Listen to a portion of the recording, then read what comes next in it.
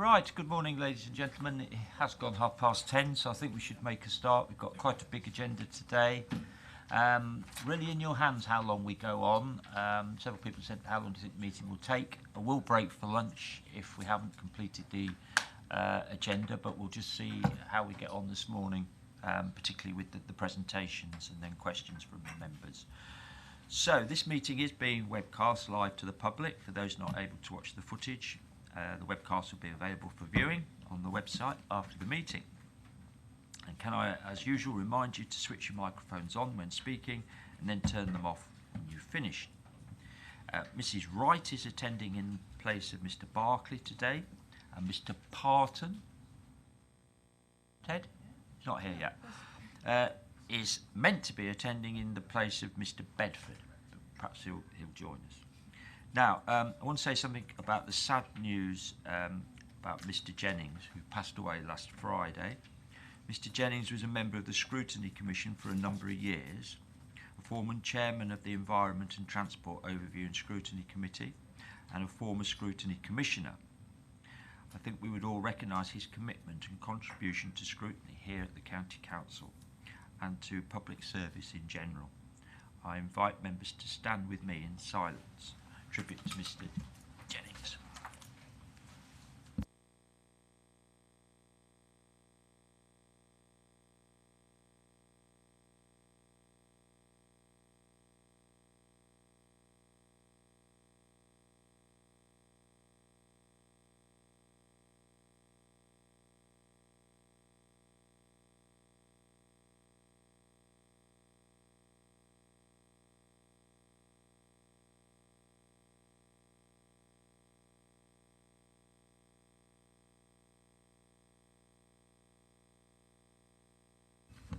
Minutes of the meeting held on the 12th of June. I propose that the minutes of the meeting held on the 12th of June are taken as read, confirmed and signed. Are you all happy that I do that? Terry got a comment. Okay. No, Terry's got a comment. Yeah. Are they arising from the minutes? Yes. Yes? Okay. Well, let's just agree the minutes then, that they are accurate. We're all happy with those. Thank you very much. You want to raise an issue in the minutes?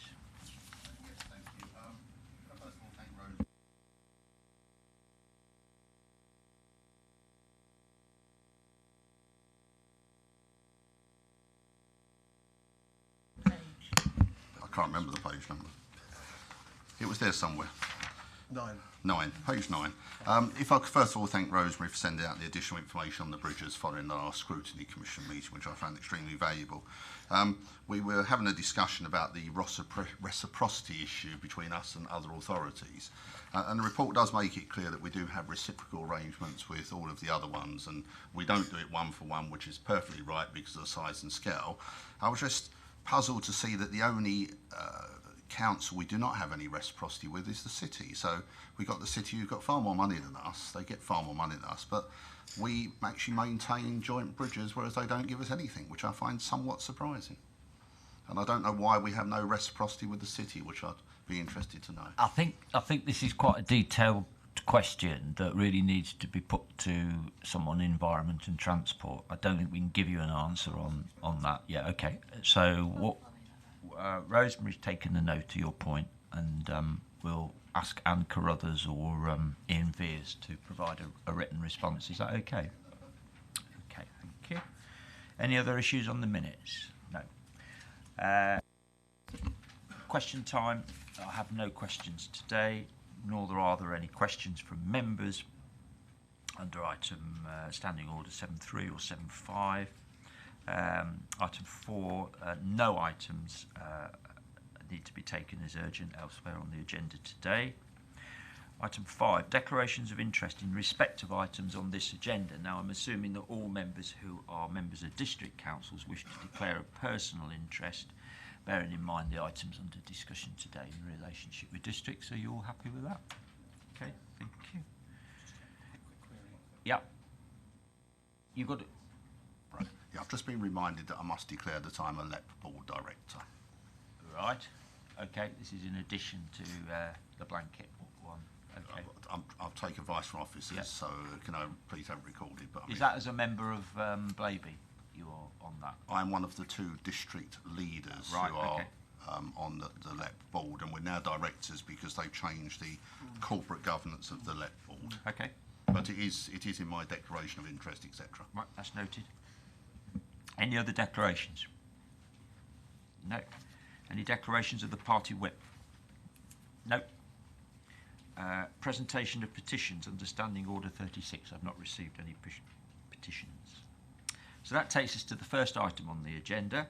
I'd like to welcome Mandit Ray, Chief Executive of the LLEP. Thank you for coming this morning on the Local Industrial Strategy. And of course, we're joined by Tom Pennell, Assistant Chief Executive. He's here.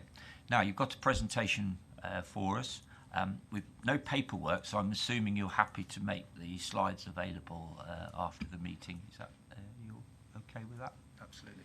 And hopefully you'll take some questions after the presentation. Yes. So, would you like to? So, thank you, Chair, and thank you to the Commission for inviting me again. I was last here in June, you may recall, to talk broadly about the LEP's activities, but today the focus will be on the local industrial strategy. Now, this is obviously against the backdrop of what's happened last night and what's likely to happen over the coming days, because the local industrial strategy is a joint initiative between the LEP and government, whichever government that may be. So just a quick reminder for you about that context. So it's a co-designed document with government. It's a framework to have a conversation with government about the local priorities for Leicester and Leicestershire. It's underpinned by a robust evidence base, which we prepared, we commissioned Oxford Economics to do that. That was completed in June, and that was submitted to a LIS analyst panel, which I'll come on to, which met yesterday. It should map out specific challenges and problems that we want to address in our economy, which affect productivity and inclusive growth. It's about working in partnership with stakeholders, and we have, obviously, as a partnership, engaged with local authorities, higher further education, the voluntary and community sector, and a range of other organisations who have an interest in local economic growth. It's about prioritising specific, achievable and long-term actions, albeit it's not a bidding document, so there are no fiscal asks or financial asks as part of this process. That may well come at a later stage. And it needs to set out clear plans about how we're going to evaluate progress. So it's a long-term strategy up to 2030. So that's what the requirements are. In terms of the timetable we were working to, since the Commission met last time, we've been developing the strategy. The first draft was presented to the board on the 6th of August, and it set out some emerging priorities across the 5 foundations of productivity in the National White Paper. That's around place, infrastructure, ideas, people and business environment. The focus and the process has changed somewhat. So we had a session with the Cities and Local Growth Unit on the 9th of August. Now, the approach that was taken to the trailblazing industrial strategies was very much around submitting an evidence base. What we're required to do now is submit a series of logic chains, setting out what the problems are that we want to address, the actions and the inputs that we're already investing, and the areas of work we want to work alongside government to invest in, albeit, as I say, there are no monetary asks at this stage. Board members have submitted comments, and we have a revised document that is with government at the moment. I mentioned the LIS panel, so we have co-designed the logic chains with the lead LIS analyst. They have been agreed, and that's what I'm going to come on to present. And our area lead, Helen Mitchell, who's the Assistant Director of the Cities and Local Growth Unit, was invited to present the evidence base. I've not had any feedback from Helen following the LIS panel yesterday afternoon. Now, the process thereon in is to have a discussion with government departments on the priorities across those 5 foundations. Clearly, the uncertainty about which departments we're talking to, the personalities may well change, and the impending potential general election will impact on the timescale. But we're still working on the basis that we will negotiate and discuss priorities with government over the coming months with a view to having a final strategy agreed with government by the end of this calendar year. That's very ambitious in my personal point of view, but we are working to that timetable. I'll just pause there for any questions on process and context before I move into the detail of the priorities. So every LEP in the country is doing one of these, is that right? That's right. So everyone's going to be looking to have a similar discussion with the government by Christmas. That's correct. So it's a tall order, isn't it? It is a tall order. How many LEPs are there? There are 38, so 3 local industrial strategies were published before July recess. That's West Midlands, Greater Manchester, and the Oxford and Cambridge corridor.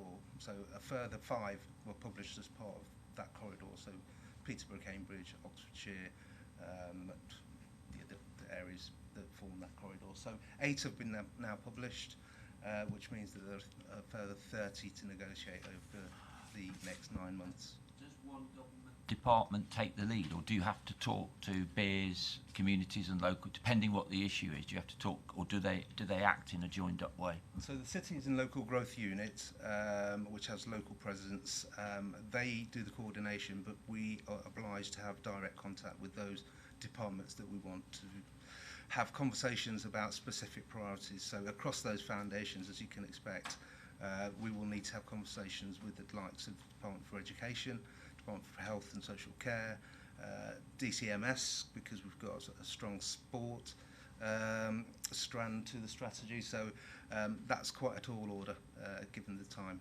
that we've got to complete this process. Thank you for clarifying that. Alan Pearson. You mentioned, I think, twice that no funding there's nothing there, no carrot at the moment. No. So what is budgeted for this? How much is this costing, and how are you going to claw this back? Because this is obviously not free. So obviously you're investing in this, hoping that you're going to get someone back, but clearly you've got no idea. Absolutely. So in terms of the process, we have received £200,000 of capacity funding from government to develop the strategy. So to commission the evidence base, to engage with stakeholders and to develop the document itself. That was received last year. We have a further £200,000 this year, but based on implementation, it's all about what local partners are currently investing in. So what local authorities are investing, what the colleges, the universities and other partners are investing, aligning to the local industrial strategy. What we don't yet know is whether there will be a future fund to deliver local industrial strategies. You'll be aware that there is proposals for a successor to European structural funds, the UK Shared Prosperity Funds, which will, it was part of the last manifesto to bring together all growth funding across all departments to form a single fund, which would then, you'd expect, to be allocated to local areas based on the robustness of their local industrial strategies. Now that hasn't been confirmed. The scope or scale of future growth funds hasn't been confirmed. I suspect that will be part of the spending review, and clearly with the uncertainty, we'll just have to wait and see if we get more clarity. You also mentioned stakeholders, local districts, which is very important, the district councils. Have you engaged with everyone? Because Leicester's very diverse. What happens in Melton is, I'm sure, different to North West and Charnwood. Have you sort of got to grips with how the diversity within the county? Absolutely. So all the districts are represented at the different tiers of the governance process structure. So Terry and Jonathan Morgan represent the districts. At board level, we have the chief exec of Melton on the executive. We have various other theme boards that the districts are involved on. I personally go out and meet the leaders and the officers, chief officers of the local authorities, and there's been a process to actually submit evidence and the priorities. Okay, have you got a question, Rosita? Yes, I did actually. You just referred to all of the partners having to invest. Now, you alluded to it, but how are you going to persuade partners to invest a great deal of money when they do not know the outcome or the return? So, you know, could you just allude to me, how are you going to achieve this? Yeah, there are certain investments that obviously local authorities are making through their capital programmes. So Leicester City, for example, investing in the water side.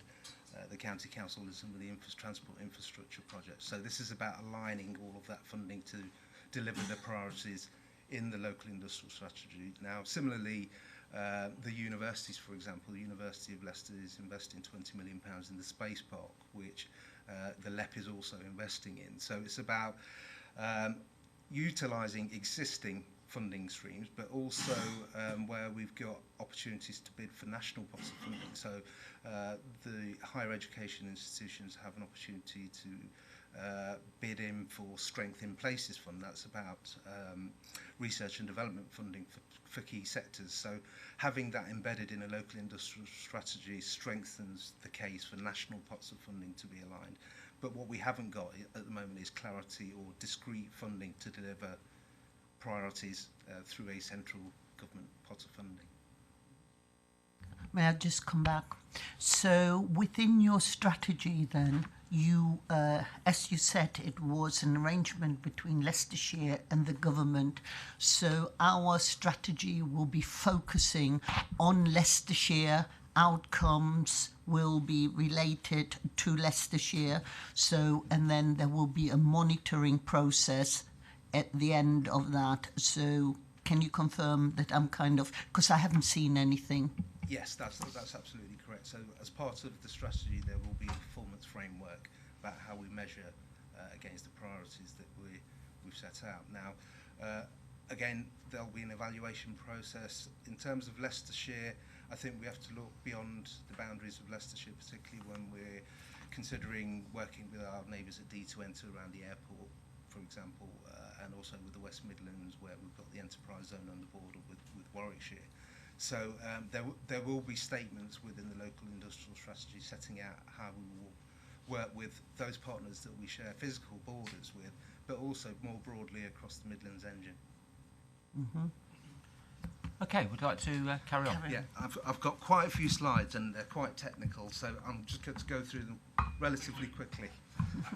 I've already been warned by so just in terms of the in terms of the framework for the strategy, the board agreed that I think there needs to be a common strand for the strategy, and it's very much about healthy growth, healthy people and healthy business. That's effectively what communities want. They want to live in a healthy environment with clean growth.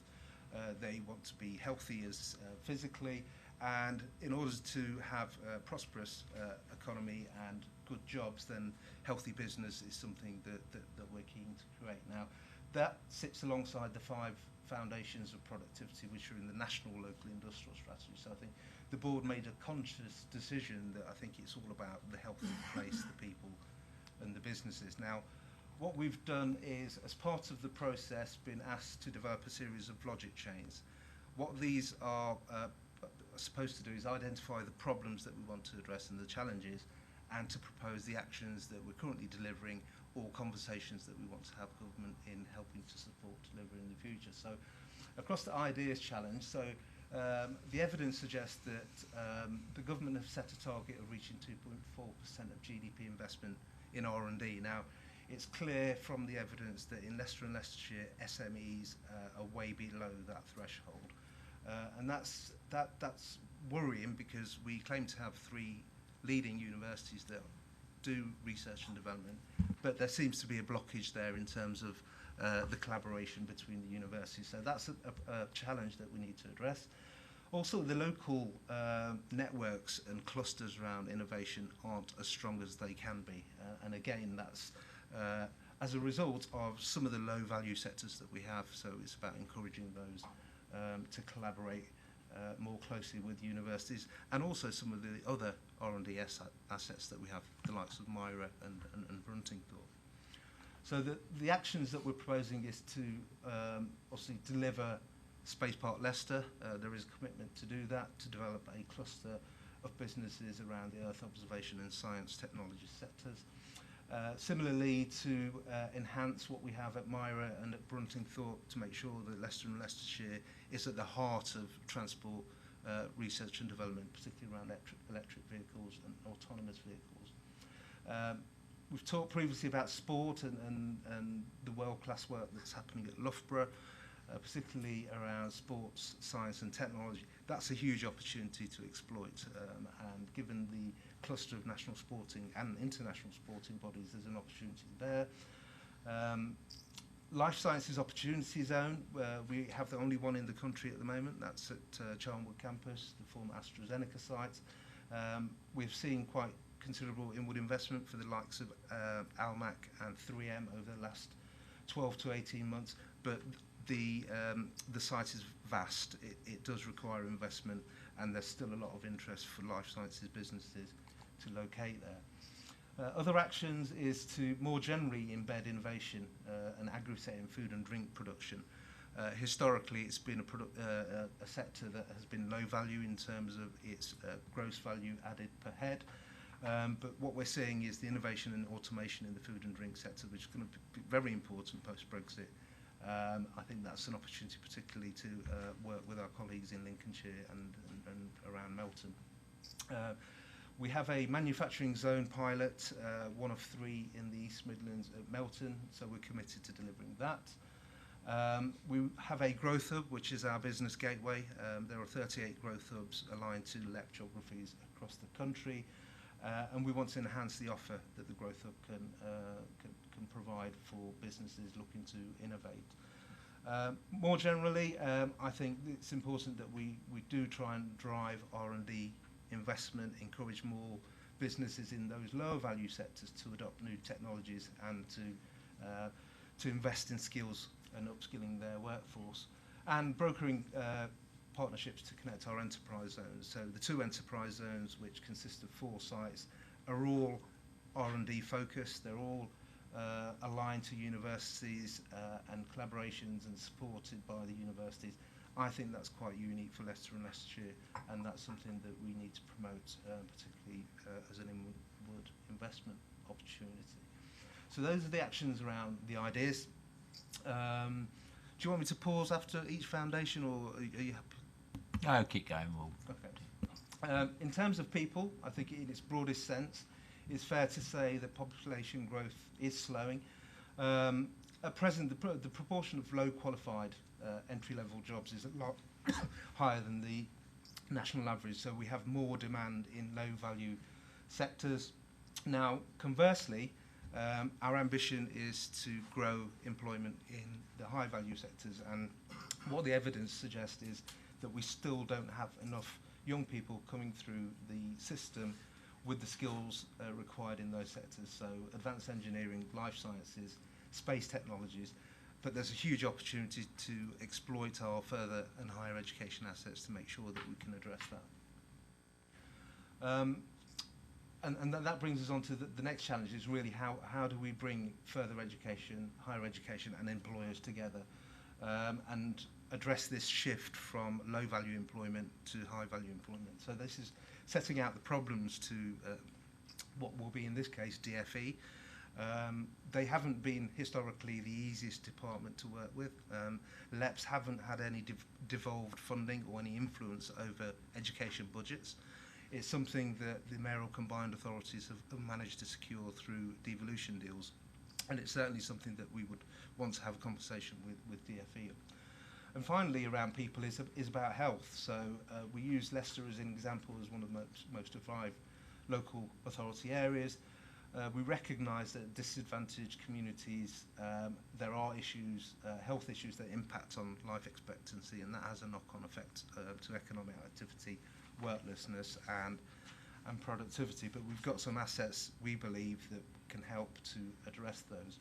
And again, I think that will be a conversation that we'll have with Public Health England and the Department for Health and Social Care. And we recognise, having commissioned the social care sector plan, that there's a huge challenge for that sector.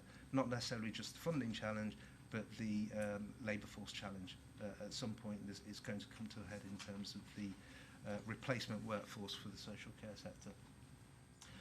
So the actions are very broad.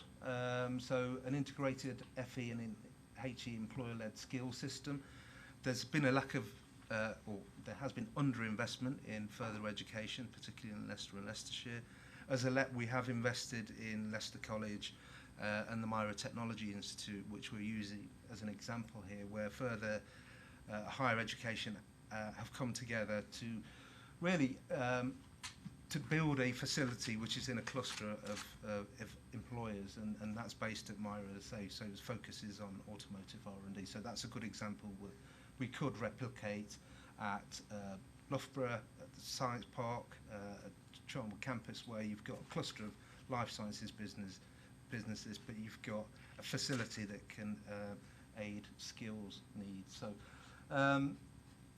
to create new high-value opportunities at the two enterprise zones, again, which I mentioned, that is very much what I've referred to. It's a model that we can replicate, but there's a cost attached to this. But we're not actually asking any funding from government through this process, but as I said earlier, there may be a next stage to this process. We have a careers hub. We're one of 20 pilots. We want to continue to enhance the offer of the careers hub. That will be one of the key actions that we will discuss with the Careers and Enterprise Company and DFE. Leadership and management skills in SMEs is extremely important. There has been a lack of investment in skills, in particularly leadership in SMEs, and that's mainly down to the level of appetite, really, of SME owners to get involved in leadership and management, and the impact that has on productivity. To develop a strategy to harness the knowledge of skilled retirees, very important. I think it's underutilised, and I think there are pilots in other areas where they are running programs where those that are retired from the labour market are mentoring young people. I think that's something that we're keen to explore as part of the strategy. Digital skills, extremely important. There is a lack of digital skills within the workforce. There are pilots that have been running by DFE. Unfortunately, Leicester and Leicestershire isn't one of those at the moment, but it will be one of our asks as part of the LIS. And to utilise our sport, health and natural assets. And I referred to the impact that health has on productivity and economic growth. I think we have a huge healthcare sector in Leicester and Leicestershire. We have all the great stuff that's happening at Loughborough around sports science and physical activity and the work of the Leicestershire and Rutland Sports. And we've got the natural assets, the great outdoors. So I think it's something that we ought to exploit to have a positive impact on people's health. So in terms of infrastructure, I think this is well known, our central location, but clearly we have inadequate connectivity, particularly east-west. And the East Coast ports, which are very important to us. Very important also because we have a large logistics and growing manufacturing sectors. And the inefficient movement of people and goods means that has a profound impact on productivity. We are self-contained with 80% of people living and working in the area, but there is poor connectivity between the city and towns. I drove from Colville to Melton the other day. I think it took me an hour and 15 minutes. So it's difficult to get public transport. Where did you drive from? From Colville to Melton. An hour and... Yeah. There were roadworks. But clearly the connectivity of the major towns, Colville, Hinckley, Lutterworth, Market Arbory, and Loughborough, really important that we have better connectivity through public transport and with the city.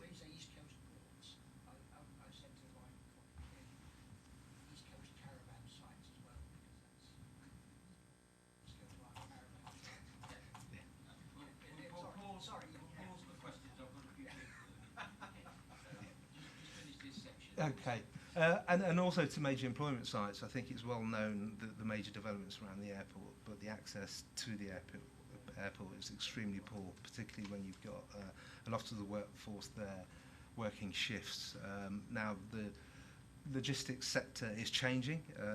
There's advances in technology and everything is moving towards automation. So I had a visit to Amazon just before Christmas, and they were saying that they can't find software engineers to design and operate robotics, so it's not what it used to be. So there are high qualified jobs there, but the access to that part of Leicestershire is extremely important. That's certainly something that we want to lobby government hard for, improving access to that part. But also other areas of high dense employment, things like Magna Park as well. Access to Magna Park is relatively poor as well, especially for young people. Digital connectivity as part of infrastructure, very important that we promote and future-proof our digital connectivity. The advances in technology are moving very quickly, and we need to make sure that Leicester and Leicestershire is at the forefront of investing in digital. And the final one is around energy infrastructure. We've got very high energy intensive sectors, particularly manufacturing and to a certain extent logistics for different reasons. So we need to find new sustainable and clean low carbon sources of energy for those sectors. So the actions around infrastructure, Midlands Connect strategy, which is being refreshed.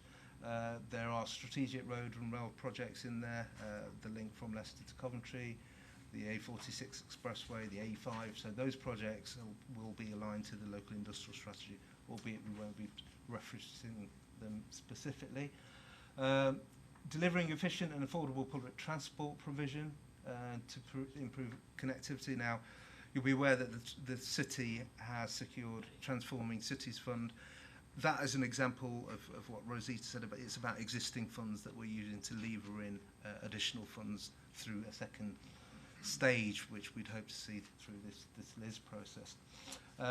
Delivering a network of transport infrastructure to promote cycling and walking, and this links to the healthy people agenda and to utilise our natural capital assets. Delivering facilities for future vehicles, electric vehicles, hydrogen fuel stations, including HGVs and targeting fleet operators, so that's important that we have that embedded within the local industrial strategy. Each of the LEPs received some funding to develop an energy infrastructure strategy. That's been published now and makes a number of recommendations, and there are projects forming as part of that. So there is a commitment through our local industrial strategy to deliver those projects within that, albeit, as I say, with the caveat that there is no funding for those projects as yet, but it's about putting a marker in the sand that we've done the work. It's about making sure that we get the investment in now. Improving digital connectivity, which I mentioned. We have invested in the Superfast Broadband Leicestershire programme. There are still areas of Leicestershire, particularly rural areas, that don't have access to the capabilities that some of the urban areas do. So clearly we want to make sure that all businesses and residents have access to world-class digital connectivity. Business. Do you want to just pause there, because I've got a couple of people who want to ask questions before we move on to the next one. Mrs. Fryer. Thank you very much. I've got 3 points I'd like to raise, please. Going back to the health, you mentioned that Leicester is 21st in the health ranking as being I'm taking that as being unhealthy. What about Leicestershire? Because I should think there's quite a difference, and it would be interesting as we're here as Leicestershire if we had those figures as well. You've just mentioned under the infrastructure the fact that we've got to look ahead about vehicles and electric vehicles, hydrogen batteries. Now, time is marching on. We're closer to 2020 now, and the idea is that by 2040, certainly more things will come. I know it's a hot topic, but these things take an awful lot of time to settle in. Now, for example, I live in a terrace street. I will go back to my house tonight, and I will not be able to park in my street. Out of 50 houses, there are probably 60 cars trying to park because the road is 120 years old. We are then told, oh, well, they're looking at putting charging posts on lampposts. We have 4 lampposts in the whole street. Now, this isn't unusual. This is across the country, but I'm looking at Leicestershire. And you go through any of our towns. I represent Barrow and Quorn. You go to Loughborough, there's a lot of mention of Loughborough. The other towns and places, Leicester City. There are an awful lot of terrace streets, but an awful lot of cars in them. And I'm not sure whether the government or the LAEP, we're talking about moving ahead, but this can take 20 years to instigate. And the last thing is that you mentioned was digital connectivity. It's not only in the rural areas. We've discovered in areas that I've been in that it's also on new developments. You can get new developments in quite urban areas, and one half of the street has got good connectivity and the other hasn't, because I think sometimes it's down to the developers and the internet providers haven't linked it together. And of course we've now got developments coming on stream that approval was given probably up to 10 years ago, and so it's a catch-up situation all the time. Thank you, Chair. Thank you very much. So are you looking for a response on? Well, if he can, but otherwise if it could be... So does getting charging points more accessible, is that part of the strategy? Yes, it's. I think all 3 important points noted. On the health issue in particular, I think we use statistics from the multiple indices of deprivation, which highlights Leicester, but there are pockets of deprivation we know in urban areas, in Loughborough, in Colville, Hinckley. But I think it's about having a comparison using Leicester, but recognising that there are other pockets that we need to address, and there will be programmes that we will design as part of that. Just back onto the digital infrastructure, again, I couldn't agree more, and this is part of the process to highlight this to government, that this is a major issue. Thank you. Right, I've got Alan again now. Got loads here, but I won't do them all because we'll be here all day. Lunchtime, yeah, okay. I'm a little bit sort of concerned about universities, because universities, a lot of the students that come to university aren't from Leicester. Just go to university from all over the country. So therefore, we're not necessarily generating education locally. What we're tending to find is a lot of students or people will leave Leicester to follow their careers, and it's keeping that talent that is crucial. Same for districts. I'm sure it's the same in Melton. We have a lot of young people that leave, and some of them never come back. And that is a brain drain, kind of, and they go to university. I'm also concerned about your focus on sport, because that's my expertise as well as other things, but Sport England are reducing jobs, Institute of Sport are reducing jobs, and in fact people with sports science or certificates coming from sport can't find jobs because there isn't any. So you get 1,000 people apply for one sports science job. So that worries me a bit, that we're focusing on something that is already overloaded, and we need to work away from that. The third issue is where we've neglected, constantly neglected, and there was some comment here, is like the Leicester colleges, the local colleges. That's where we have students go, and sometimes I feel we don't value these colleges, and it's wrong. Now, there's economies like in Australia where engineers, plasterers, bricklayers earn as much as a consultant because they're valued, and it's much required. And I think we've got to get our heads around that. We keep talking about nice technology, the nice science. 99% of businesses in this country are small, correct? That's the figure, 99%. So sometimes I wonder, we always focus on these big wonderful things and we neglect the small business that are struggling. And that's constantly going on in Melton, constantly when I travel the country. It's the same old story. Look after the big flashy things, but we forget the focus. We need to turn it around. Forget about the big stuff. Let's focus on those businesses that actually make the difference. The other issue that really concerns me, and you didn't address it, is the apprentice levy. It's been a disaster. You know that, don't you? The levy has been a disaster. There's millions sitting around. Small business can't get hold of them, all right? We don't know how to get it. It's sitting there. These big companies are paying it, but the small business can't afford it. So we've lost an incredible opportunity like we had in the past of I used to have apprentices. I don't do them anymore because it's too expensive. So we need to look at that, how we can influence the government to say, get rid of the levy, how can I have access to it, because that's important for keeping our young people. And I think we still need to focus. Some of the best employers I've had aren't from university.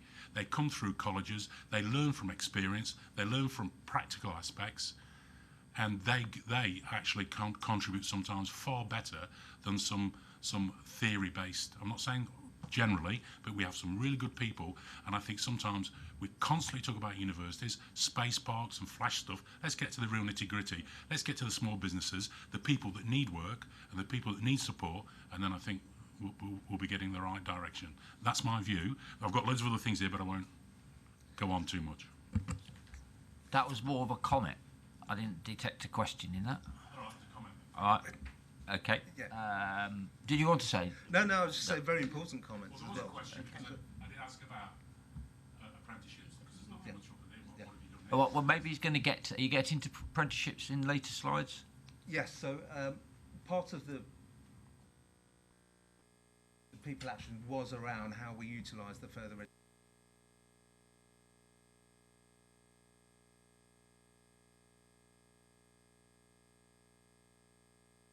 And that's certainly something that we have highlighted to government. The apprenticeship levy, the number of employers I talk to, but there's only so much we can do in terms of influence, but I think here's an opportunity for us to actually do. Just on the sport, I think the sports strand was very much around raising the profile, because we have Loughborough here. It's how do we utilise that profile of sport at Loughborough to really raise the profile of Leicester and Leicestershire as part of this process, but recognising that there are lots of young people that actually want to go into the sports sector, but jobs are extremely limited in that. So it's very much a promotional thing. From a graduate retention perspective, that has been a challenge ever since I've worked across Leicestershire. So we generate, we're a great supplier. We have 17,000 graduates that the 3 universities supply each year. Majority of them leave for different reasons, but I think it's about giving them a reason to stay. And it's not just graduates, it's attracting people with graduate level qualifications, hence why life sciences, advanced engineering, but still recognising that the system now, it's inaffordable, and it's about changing hearts and minds and convincing parents and young people and businesses that apprenticeships is an opportunity rather than an academic route, and that's something that we're keen to do as part of this process. But we've got to have that infrastructure in place. You're right, we've got South Leicestershire and Hinckley and North Warwickshire College merger, we've got the Brooksby and Stevenson merger. We have within our pipeline of projects, I think an ask of about £40 million to invest in the infrastructure of further education, which we don't have money for. So if we are claiming to be world-class in further education, we've got to have the facilities to do that. But I think this is the opportunity to make the case to government for that investment. Okay, Terry Arnon.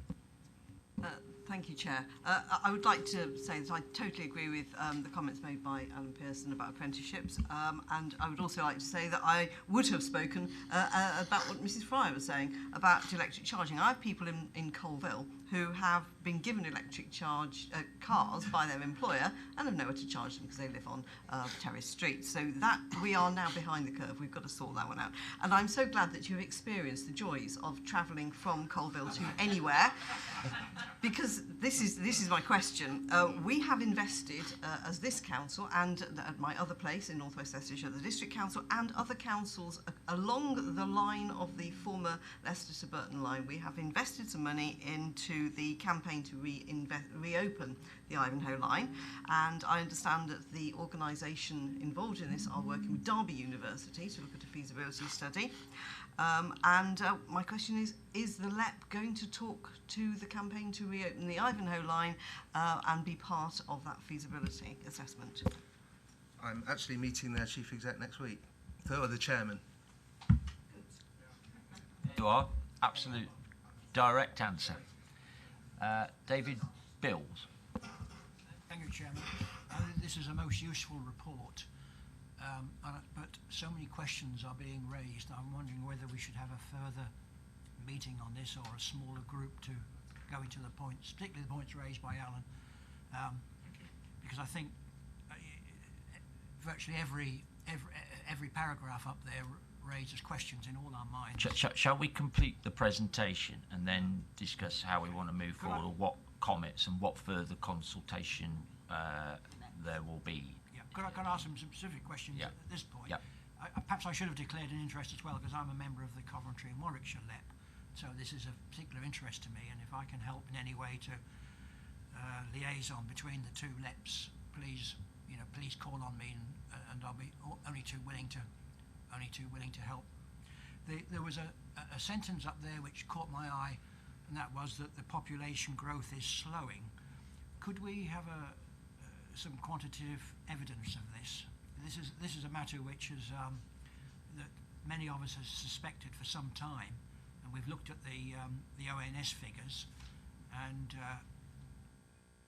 this will impact on the strategic growth plan, for example.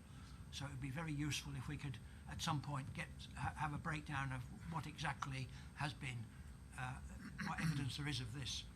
The question about low-value employment and the need to shift to higher value jobs, this is, I don't particularly want to raise a contentious issue here, but this is of concern to many of us in southwest Leicestershire, because we find all our countryside being taken over by warehousing, which is not necessarily low value, but it tends to be there is a tendency towards low value jobs. The A5 area and other parts of the southwest really are being swallowed up visibly. Every time you drive along the roads, you see yet another huge framework going up, and I think we need to address this, because once the countryside is gone, it is gone, and that's that. And of course this leads into the A46 expressway, which I don't think we want to talk about now. But there was another sentence up there about the energy infrastructure strategy. Now, what I've picked up from Coventry and Warwickshire is that they are in some crisis, because they do not think there's sufficient power to run Coventry and Warwickshire. They see there's a crisis looming, and I'm just wondering whether on this side of the border there's been any thought given to that. I'm more than happy to hand over the research that's been done from the West Midlands, but I think that presumably the power lines come across to, it's probably the same power sources. So if there is a problem there, I think we should address that at some point as well. Thank you, Chairman. It certainly is. I've seen the energy strategy for Coventry and Warwickshire, and they've highlighted the same challenges because our sector makeup is very similar. Clearly, the challenges related to future growth, housing growth and economic growth around the airport and Loughborough in particular, they have been highlighted, and discussions are underway with Western Power, for example.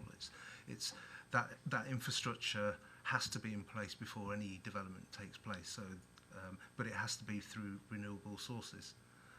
So that's what this strategy is designed to address. And again, it's a conversation that we'll need to have with government and BEIS in particular about how we address what is a national challenge, a global challenge in terms of energy supply. Dan. Thank you, Chairman. You mentioned the gateway at Castle Donington, which is linked to North West Leicestershire, where I'm a district councillor. We hear continually that there's jobs, can't find people. Now, the basic problem is that how it is set up it's regarding infrastructure. I've heard you talk about infrastructure, but there's no bus routes, there's no systems to draw where the population is into this new gateway that's obviously going to continue to grow. But unless we've got proper infrastructure and a way to get people to work, how's it going to work? Because I think the perception is everybody's got a car and they'll all go on cars, but then that's going to create more havoc on the routes and the rat runs into these areas. So I think there has to be some sort of plan looking at this, because pour the money in the front end and somebody will put a building up, but then what? How do you draw the people in? What's the connectivity with people? We talk about it in Wi-Fi terms, but what about the connectivity to be able to touch areas and draw this workforce through? So there's a real problem. If there's vacancies and they're struggling to fill the vacancies, where's all this? What's all the planning about? You know, initially you want to build something, but surely you've got to think, well, where the workforce coming from? And nobody seems to plan. Thank you. Just quickly on that point, I think that's something that we're trying to articulate within the strategy now. In terms of the solutions to that, there's a development corporation for that part of the East Midlands, which consists of the Toton station, the airport, and also the soon-to-be commissioned Ratcliffe power station. And that's the delivery organisation, so it's received £2 million, I think it is, for its setup costs, but I think it's that next stage. Clearly, we will highlight that investment in transport infrastructure to get people to those major employment sites has to be a key priority as part of the development corporation's work, but also the Midlands Engine, and that's the ask that will be made of government through those organisations and through those other governance structures. But clearly it's an opportunity for us to highlight those through this work. Rosita. Yes, we debated earlier on that this is about outcomes and aspirations, but it's also, as you said, an arrangement with the government, and I think this is a very good opportunity to influence government, and if not influence them, at least to make them aware. And I think that should be also an overarching point of the strategy. And I'm going to do a repeat now. For instance, Alan talked about small businesses, and I think it is really, really important that we raise the profile of small businesses. For instance, in my rural areas, there are hidden gems. There are people who do cyber security, major engineering for film productions, and it focuses right down to microbreweries who employ the local people who do not have the chance to probably get out because there is no transport. My next point. We are looking always at green travel plans. We know they don't really work. We know that buses are commercial. They cannot run. And for instance, if we're talking places like Magna Park, we do have an awful lot of traffic there. Now, one of the things which we had many years ago, 20 years ago, was demand responsive transport from the actual companies, where they picked up at certain points and then took employees to their workforce. And I think that is something we went away from, and we need to look at it again, that companies have got a responsibility, or we can arrange a professional demand responsive transport to places of work. And again, to David Bills, he mentioned warehousing. And I think government was very much at fault by offering rates to be kept by local authorities as an incentive. So we have seen a move towards building warehouses. But at no point do we see incentive to encourage knowledge-based industries.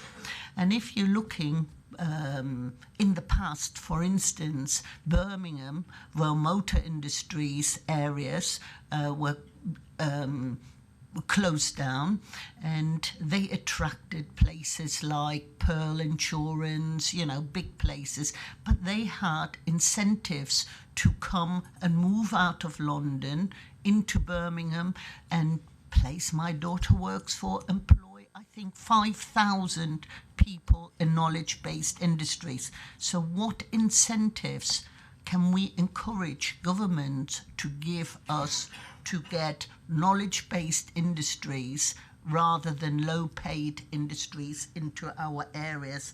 So we need to have them. And another thing is, we're talking about Ivanhoe lines and things, but if government keeps increasing the prices of train travel, etc., etc., it outprices it, and people will not leave the car and go. So there need to be incentives in relation to, if you do use a bus or train to work, that is sustainable for the individual. Rest my case. Thank you. Quite a few comments there to take on board in the strategy. Yeah, Maggie. Thank you. My question really is around cycling and walking and the green agenda, because it seemed to be given a priority, but then we're making limited progress in my mind. And where progress is made, it's normally in the urban areas.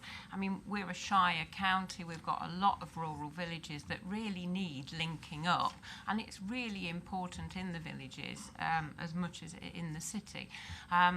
But the problem is investment. Just to do a small cycleway, you probably, to link two villages, you're talking over 100,000. So the question is really, you know, to get that connectivity between the villages and start something moving and get the green agenda going, we need investment also in those rural areas. And is it on its way? I can agree that's what we need. Whether the investment is on its way, again, that's the question. It's making a case to government as to why this is important to Leicester and Leicestershire, and I think that's what we're doing through this process. So that's what it's for, to try and get lever in money at the end of the day.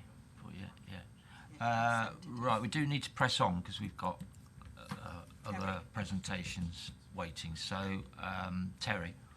Then I'm going to let Mandip finish. Thanks, Chairman. I was just going to make the point you made that you had the benefit of sitting on the LEP board, and when the industrial strategy started, I mean, this is a vision for the county, and I have to say that Nick, who sits on the board as the representative of the obviously the Leicestershire County Council, along with the other councils, has been very instrumental in ensuring that rurality and all those sort of issues are included in the industrial strategy. So I think what this is, and I hope Mandy will agree, is a vision of where we would like to see Leicestershire going, because if we don't have the vision and we don't have an understanding of where we're starting from and where we want to go, we can't then actually start placing asks on government with the research and backing and the chains that Mandip's talked about to get there. So I think, you know, with a lot of respect to members around here, a lot of these questions at this level, and we're here at this level as a strategy, and these can only happen if we get the strategy agreed by government, and they've seen that we have a serious organisation through the LEP on which all of the councils are represented, on which the education authorities are accepted, the local businesses are done, and therefore I welcome this document and the thrust of it, particularly with the change of thematic to a healthy place and a healthy thing, which again I know was something that Nick Rushton was very keen on, as well as the other council leaders. So I think it's very much in the right way, and I think hopefully Mandip will agree that we need this in place so that when we do make requests, they will be treated seriously because of the information evidence base we have in place and the change we're looking to achieve. Thank you for that point, Terry. Tom, you were indicating you wanted to say something. Yes, I was just going to come back to the specific question about the Mrs. Fryer's point about the index of multiple deprivation and Leicester being 21st. What I was going to say is that we can provide the figures for the individual districts across Leicestershire to you as well. They may be a little bit out of date because we know that a new index of multiple deprivation is coming out soon, so we'll have new figures then, and that 21st place for Leicester may change then as well. But happy to circulate that information.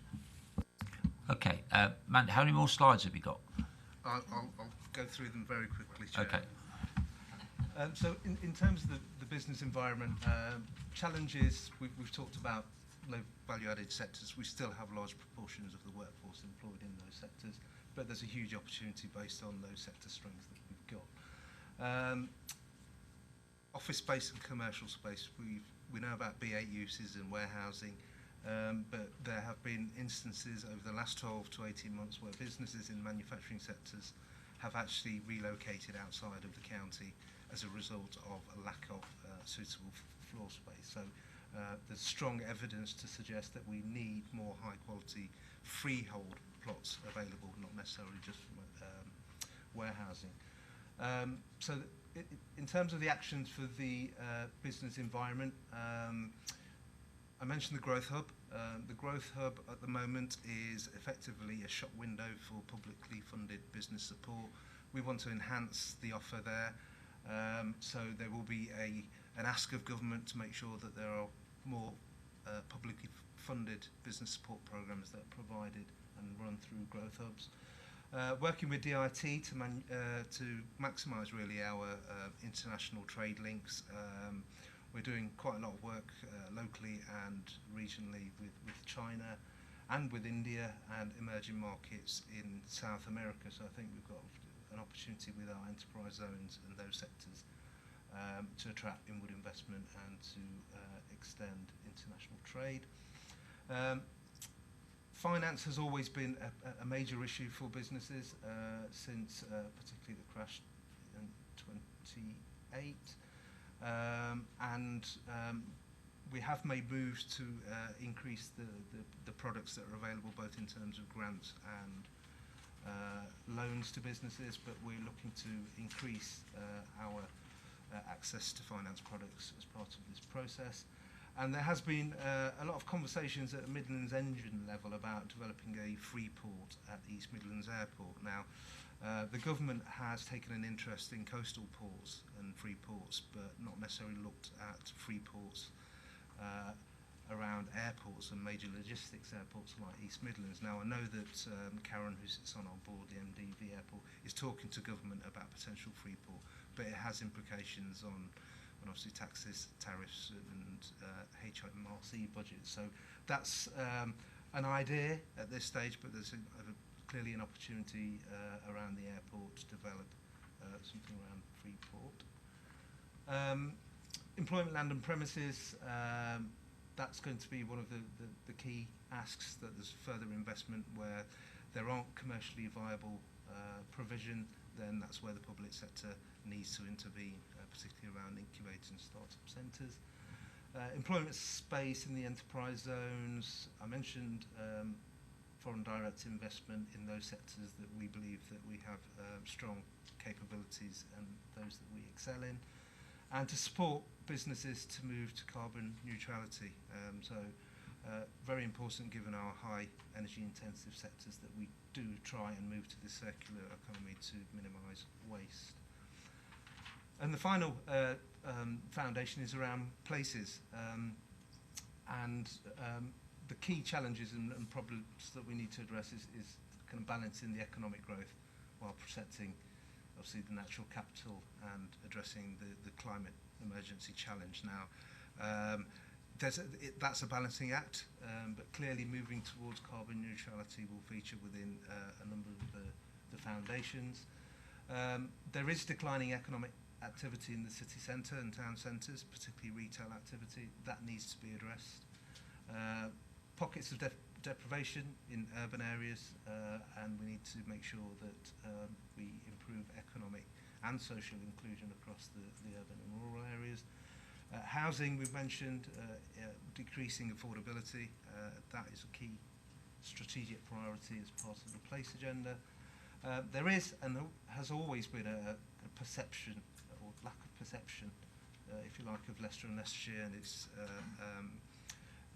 the area as a desirable destination, and you'll be hearing shortly from Sally on what we're doing to change that perception through the destination and place marketing work. But that's certainly something that we want to drive forward as part of this to make sure that we can promote the area fully for inward investment and for visitors. And finally, to address the current and future challenges facing the agriculture industry and farming, that's important that we highlight that to government as a challenge, given that we're a rural place. So the actions around this is to enhance Leicester City and create a great place to live, work and study. It's a very broad action. There will be a number of sub-actions as part of the next stage, but there's already a lot of work happening in the city centre to make it more attractive, to encourage more people to invest and to live in the city. Supporting the regeneration development of town centres, again to make them productive where people want to live, work and study. A range of master plans are being developed for the town centres, and this is really a marker to government to highlight the importance of the towns to our economy and the contribution that they make to productivity. But also it's a hook for the Stronger Towns Fund, which has been extended again. The process for that is yet unknown, but there will be allocations to local areas. So this is about making sure it's embedded in the strategy so our towns are in a good place to receive that investment. Delivering key programmes to improve employability. Now we have at the moment a £56 million European Social Fund programme which is specifically designed to improve employability and increase the lowest level skills. This is making a case that in order to continue that good work, we need a successor to European Social Fund in the future. And finally, to deliver planned and sustainable housing growth. No specific locations in here, it's a broad objective, but highlighting to government there is a housing shortage in Leicester and Leicestershire, and we need to address that in a strategically planned manner. Support the development of culture, leisure and tourism offer. Very important to Leicester and Leicestershire. Again, we can't compete with the areas like Cornwall and York and others, but we have a quite unique offer in Leicester and Leicestershire, and that's making a case for continued investment to develop that offer. And finally, to better understand the implications really of the future on the farming and agricultural economy and how it can be supported. That's a piece of the work that we're committed to doing to make sure that we can respond to any challenges facing that sector. Okay, thank you very much. So, in terms of seeing a final document, will that happen before you've had these meetings with government departments, or will that emerge as a result of those? So, the logic change was submitted, so there was a meeting yesterday which I'm due to receive feedback on. The process thereon is to have a conversation with the government departments around the priorities, which will be a number of departments. We'll be sharing this with our, each LEP has a senior sponsor. Ours is Ben Smith from DFT, Director of DFT. So he's helping me through his networks have conversations with senior civil servants. We'll be able to now share this across government departments subject to the outcome of yesterday's meeting. The next stage of the process is an interesting one. It's about a co-authoring of this document with government. So there will be someone within government who will help write this document. Now, unfortunately, I lost my, he's left by the way, he's not lost, but he's my head of strategy who has been leading this piece of work, which means there's a capacity issue within the LEP. Now, before he did leave, he's done a fantastic job in the first iteration of that, which we can share with the Commission, but that's the version that we will be sharing with government with the logic chains embedded to do co-authoring. So with all the uncertainty, I would envisage over the next month, 2 months, to have the conversations with government and various iterations of the document being produced and co-authored with government. So that's the process then. So what do you suggest, Tom, in terms of coming back to report sort of after Christmas is realistic? I think so. Possibly before Christmas. I'll keep in close touch with. Okay. So if we put we'll put a hanging item on our work plan, and then if you can keep in touch with Rosemary. Yes. So we sort of see where you've got to in terms of these conversations with government and what are the key priorities that you've managed to get some buy-in on from government. Is that all right, David, in terms of... I mean, as long as there's an opportunity for us to interrogate the plan Yeah. and the implications of what's been... The final sign-off is presumably by your board, is it, at the end? It is by the board, but I think I obviously welcome all the comments that have been received. Some of them are more specific to particular areas and detail, but I think generally I sense that there's support for the policy areas that we need to focus on. Yeah, absolutely. I think there's strong support for what you're trying to do. Just hope you are successful and manage to get a focus in terms of getting some outcomes. But thank you very much for coming this morning. Thank you. It's been very informative, and just keep us informed of progress, please. Okay. Right. Moving on then to the tourism growth strategy. We've been joined now by Sally Coleman, Strategic Tourism Manager. And Tom Pinnell is staying with us. So, would you like to introduce this? Yes, thank you, Chairman. I'll do a fairly brief introduction and then open up for questions, and Sally will help with answering those. The report seeks the Commission's view on a draft of a new tourism growth plan, and this forms part. This consideration by the Commission falls within the formal consultation process, and the plan is going to be considered by the Tourism Advisory Board, which is a partnership board of visitor economy businesses, district councils and other stakeholders on the 20th of September, and then by Cabinet on the 22nd of October, and then if approved it will be launched on the 31st of October as part of the LBF.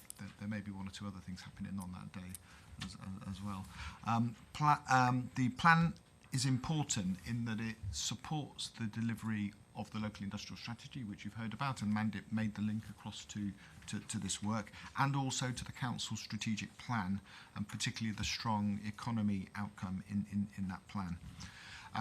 Paragraphs 3 to 9 of the report provide background to the development of the plan, including a summary of the partnership arrangements that have been put in place by the City Council and the County Council, and you had a presentation on that by Mark Oakley, the head of the place marketing team at your meeting in April. You'll recall some of that background. It also covers the development of the new campaign brand, Uncover the Story, which features as a key part of the plan, and also some of the specific work that's been carried out on business tourism. Sally has led the work on this plan. She leads on strategic tourism within the place marketing team. The place marketing team is actually hosted at the City Council, but Sally is a County Council employee who is, if you like, embedded in that team and working on the strategic tourism agenda. The plan is built on a strong evidence base. A lot of work's been put into the evidence, and you'll see that that's summarised from page 7 of the appendix, the actual plan itself. That sets out the value of tourism to the economy and some of the facts about the current existing visitor activity in terms of numbers of day visitors, overnight visitors, the value, the growth in tourism businesses, etc. The plan has also benefited from extensive stakeholder engagement and consultation, including input from local visitor economy businesses and from district councils and others. The evidence section of the plan includes some of the findings of that engagement. So we've built into the evidence some of the statistical evidence, but also what people have said about what's needed to happen to improve the tourism offer. The plan sets out a framework for further growing the sector over the next 5 years, and that framework is summarised in paragraph 12 of the report. So you can see there that there are 3 strategic priorities. I won't read them out in order to save time, but the 3 strategic priorities in paragraph 12 there, followed by 3 activity strands and then 4 enablers. And in the plan itself, from about, I think it's page 14, each of the strategic priorities is set out in more detail, including a description of the activities that will be undertaken to deliver that priority, and then that's followed by detailed activities that will be undertaken to deliver some of the enablers, for example, around skills.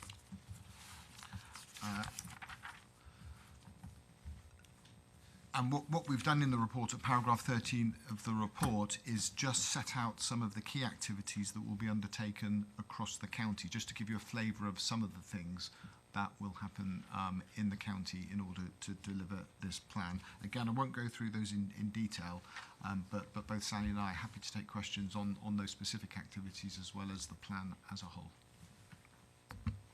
Oh, thank you very much. Right, questions on tourism? Terry? Thank you, Chair, and thank you for this excellent and interesting report. I was kind of interested in the idea of having the overall, that kind of overarching, badging, uncover the story, and clearly that links with Richard III.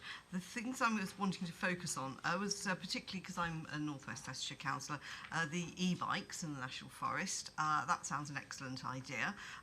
In fact, I met with a woman who's involved with Heatley and Bosworth Tourist Association, who's very keen on e-bikes and getting those holidays. And I actually met her at Snibston in the Century Theatre. I'm interested, therefore, also in the problems with connectivity. We've just heard from the LEP that they are going to be meeting with the campaign to reopen the Ivanhoe line, and having a line through the National Forest, one would see as a very good way of improving connectivity. And then I looked at paragraph 30, on page 39, the middle paragraph, the National Forest, lovely, and the forest town of Ashby de la Zouche, which is interesting. Because as I remember it, the National Forest was set up because this was an industrial landscape. I remember the Black to Green project. It does seem to me that somehow we're not mentioning anything that went on in that area when it was industrial. So there is no mention of, for example, George Stevenson, of the World Heritage Site at Snibston, of Palatoy, of Moira Furnace, and to be honest, I wanted to retitle this strategy, not as uncover the story, but suppress the story. Because you might imagine from this that Leicestershire had never had an industrial past, and I am absolutely blisteringly furious. And you take this forward without that, don't you worry, I will be using all my rhetoric to point that out. I think you, yeah. I understand your. Please be a bit. No. Yeah. No. Cannot. Right. Okay. So this is a consultation, Tom. Absolutely, it is a consultation, and Right. obviously any deficiencies in the plan that people identify. It is we'll very look at. unusual that a plan would be written on the first draft, absolutely inclusive of everything that people want to see in it. And we've had some very difficult discussions about tourism here over the years, the models that are used to deliver it, and people feeling they're left out and so on. And now we've got this new setup, so we've got an opportunity to influence it. Do you want to respond to Terry's concerns about heritage and Yes. past? I think perhaps one of the things about Uncover the Story is it does have this strong nod to our hero story of Richard III, but it's actually sufficiently generic that lots of other stories can be kind of captured within that. And the kind of industrial heritage of the Colville area and the importance of the Industrial Revolution and how that helps to kind of grow our area, and the importance of our area would be encompassed within Uncover the Story.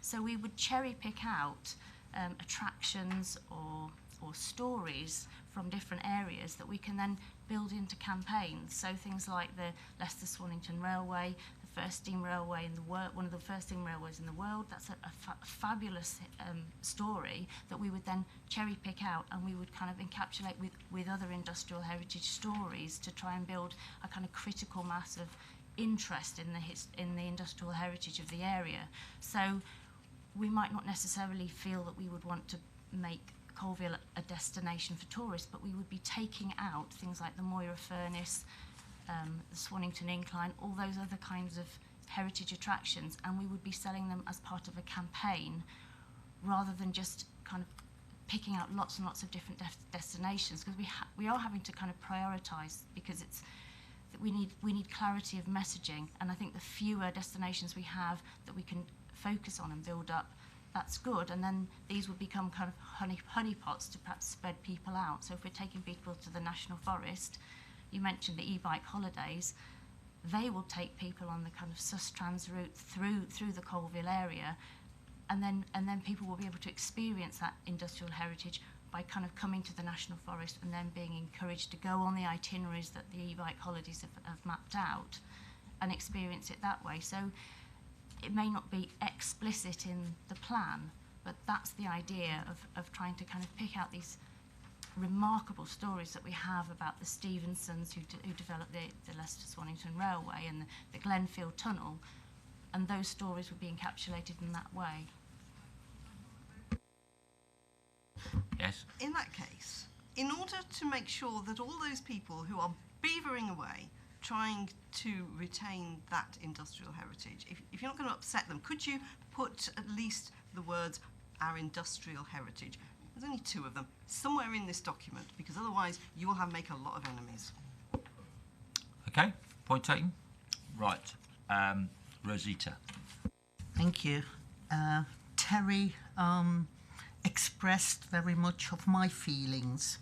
When I was looking at this, I felt that the importance of a nearly 2 billion economy was very much underestimated.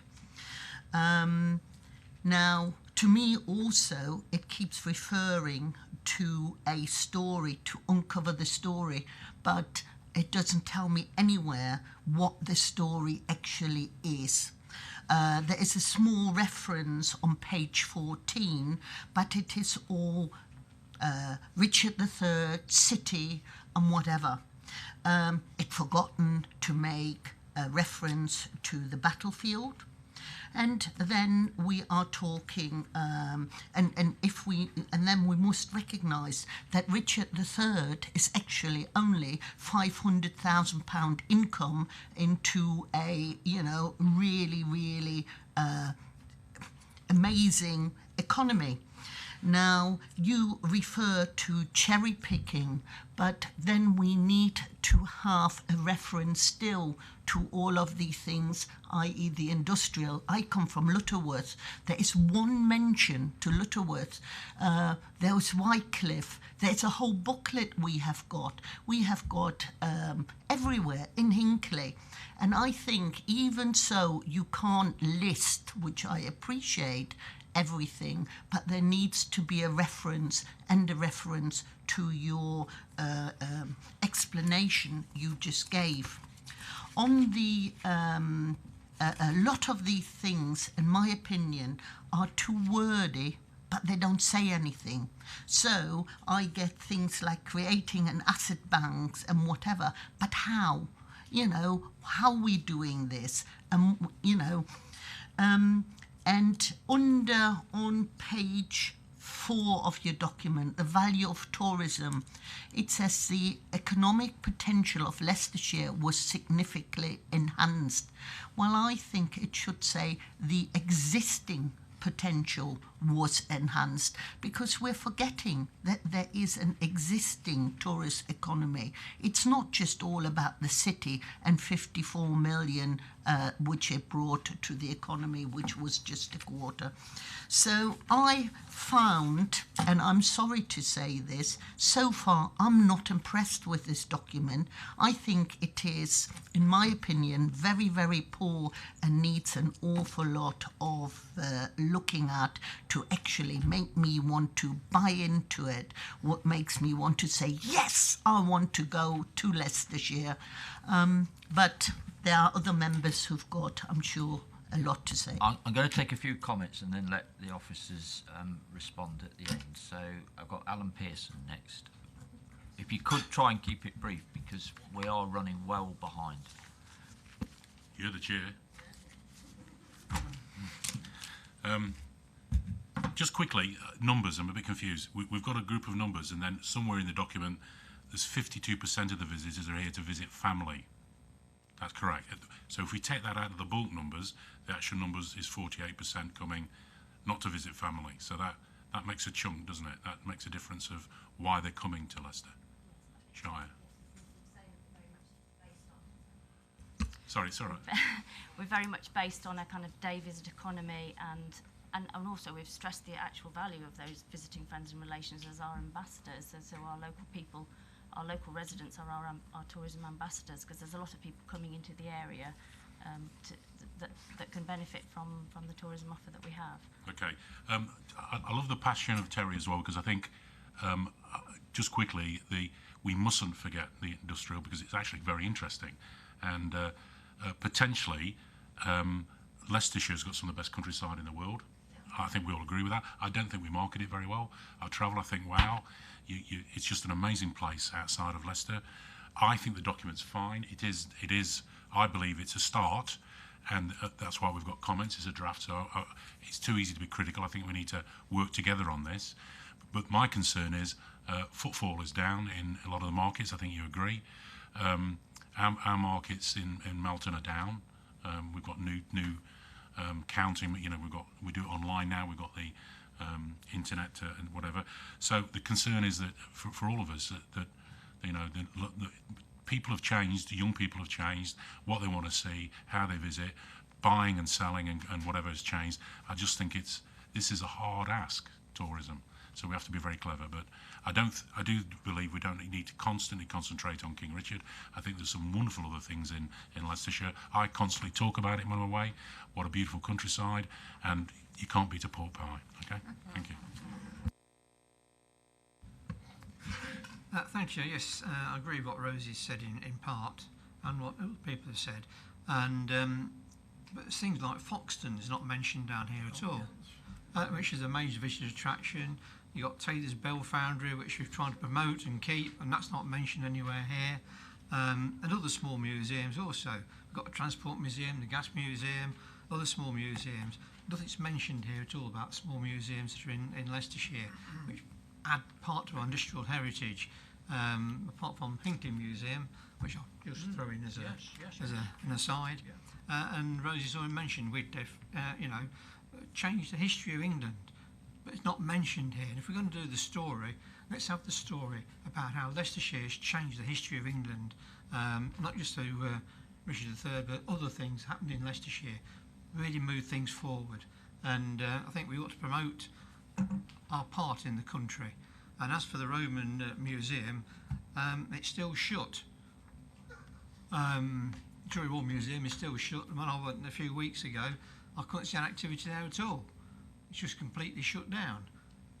Roman history is an intrinsic part of English history, and to shut that place down with no idea when it's going to open again is a travesty, in my opinion.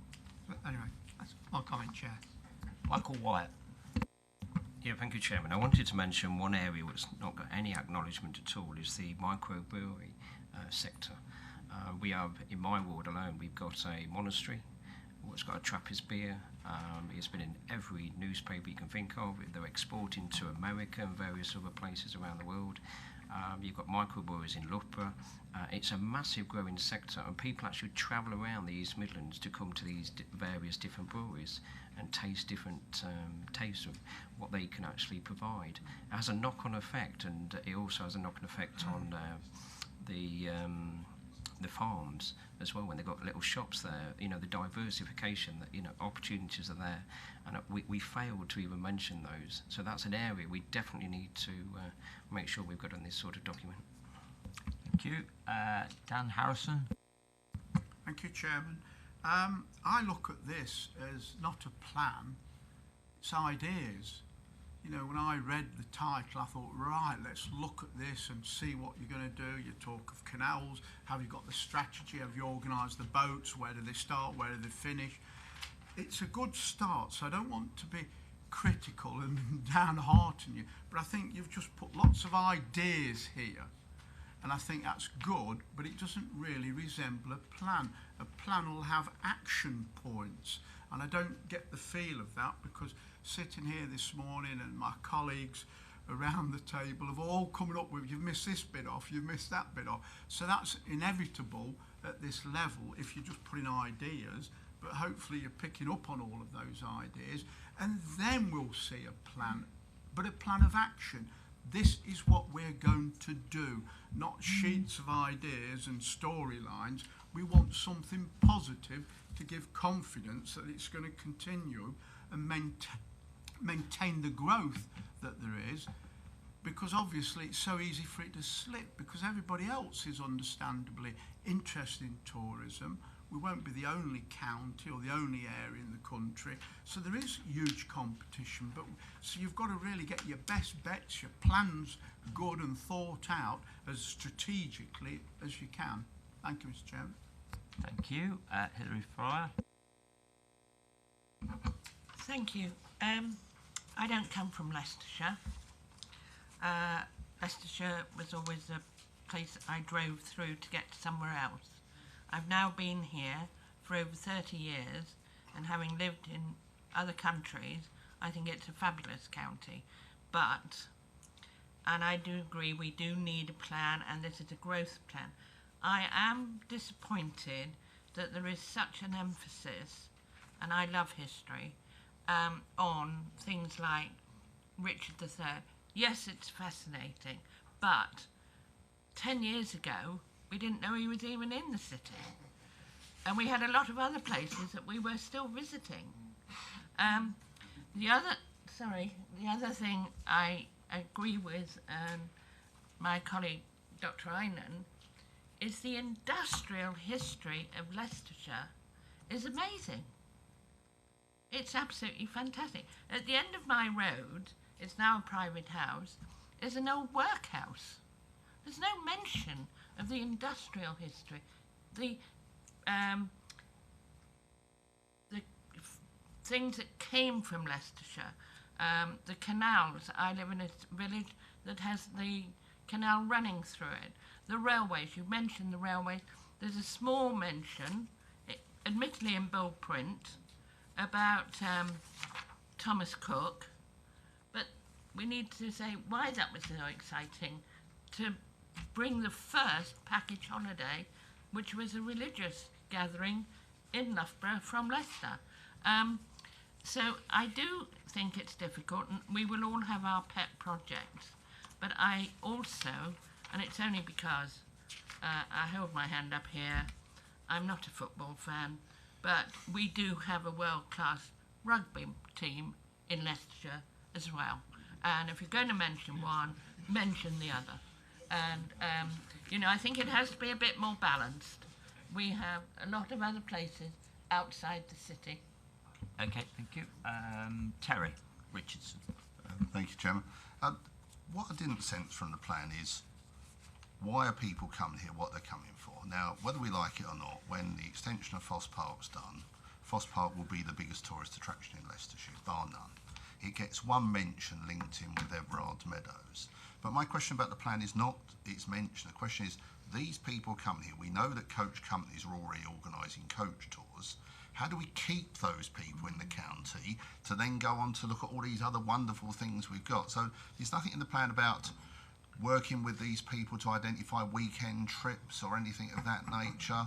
Where do they stay? Where are the coach parks? So the coach parks can actually stop and don't clog up the street. So to me, if it's a plan, we identify why are people coming here. So we've got two groups, haven't we? The people who live here are going to the attractions, but the people coming here we want to retain here. So you could have a dive-in weekend and a shopping weekend in one, because somebody's probably diving out the family and somebody's shopping. But I didn't sense from the plan that we had a strategy for retention, talking to people about hotels. We talked about hotel beds in the city. There was nothing about hotel beds in the county. So I just didn't sense it was a plan to say, right, we know that whatever it is, 12 million people a year are going to go to Foss Park, of which probably 40 or 50% are from outside Leicestershire. How do we keep them here? How do we direct them off to the Charnwoods and the Hinckleys and the Harbours? And how do we link that structure in and talk to these people? So if you're a coach operator, do they know they can come to us and we can organise a package for them or something in place of the Z. I didn't sense that in the plan. So uncover the story is great, but I'm not worried about the story. I'm worried about getting people here and then they can find the story. All right, Jake. And lastly, David Bill.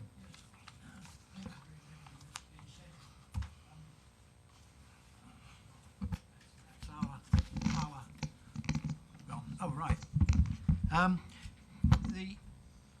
I wouldn't underplay the attraction of the battlefield, the Wars of the Roses, and everything associated with it, because this, I've always thought, long before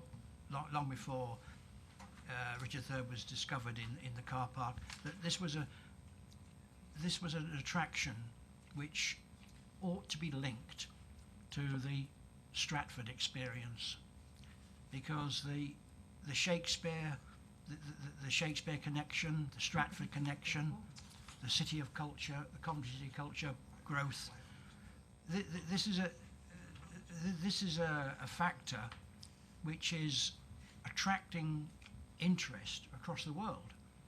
I mean, Japan, the Japanese tourism is a tremendous factor in Stratford's in the Stratford economy. We should ought to be trying to bring those people out to where these events that they've read about in Shakespeare, where the events actually happened. There is a shortage of hotel space in that area, which is a problem. I appreciate, but the potential for worldwide visitors to come into Leicestershire is immense, and once it starts, it will continue and it will grow. In fact, we'll probably be complaining in a few years' time that we're overrun by visitors. But if it's organised correctly in a plan, as Dan says, then the whole economy of Leicestershire could benefit. Could I just throw in one last point? The Taylor's Bell Foundry, which I've read about being under threat, that is a tremendous tourist attraction in itself. And could I just ask, is anybody putting together a rescue package to ensure that keeps going? I'm told that the bells that were produced in Loughborough can be heard all over the country. There's not a place in the country where you're not in, or in the world, yes. So is anybody in the city, county, or anywhere else actually looking at a rescue package? I understand that they're short of funds, but it didn't seem to be a tremendous amount. So could I just pose that and see whether anybody is doing anything? Do you know something about this, Hilary? I am from Charnwood. I'm a borough councillor at Charnwood, which is on my declaration of interest. And yes, the Bell Foundry, you may be fully aware that it is one of our priorities under the Charnwood Borough Council, working with the BID, working with the Bell Foundry, and I'm sure if you wanted more information, Mr. Bell, Jonathan Morgan, the leader of Charnwood Borough Council, it is not only all over this country. When there was which could be mentioned, when there was a terrible earthquake in New Zealand and the cathedral fell down, all the bells came back to the Bell Foundry where they were made to be repaired and retuned. We've also sent bells to Ypres. They went out there in 2014, the bells, and they were all labelled for Ypres for the commencement of the war. So yes, it is a very major one, but I think there's a lot of people interested, other than councils, in ensuring that is retained.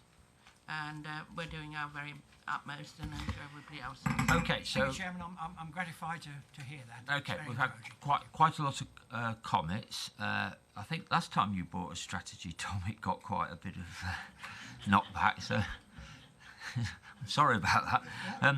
Can you just outline the process then? So there's a consultation happening now. At the end of that, presumably all the comments that come in from that will be taken into account, and then will there be like another revision of it, and then where's it going to Cabinet for approval, for sign-off? That's right. The comments will be brought together, and a revised version of the plan will be taken through the Tourism Advisory Board. So that's the partnership board with the visitor economy businesses and district councils on it, and then that will, subject to any changes they make, it will then go through the City Council's governance processes and to the Cabinet here at the County Council, and obviously the Scrutiny Commission's comments will be reported into the Cabinet. Okay, but for those members that got a particular issue, it'd be possible then to see a final draft of this and what you've managed to take into consideration and change. That won't. When will that be available?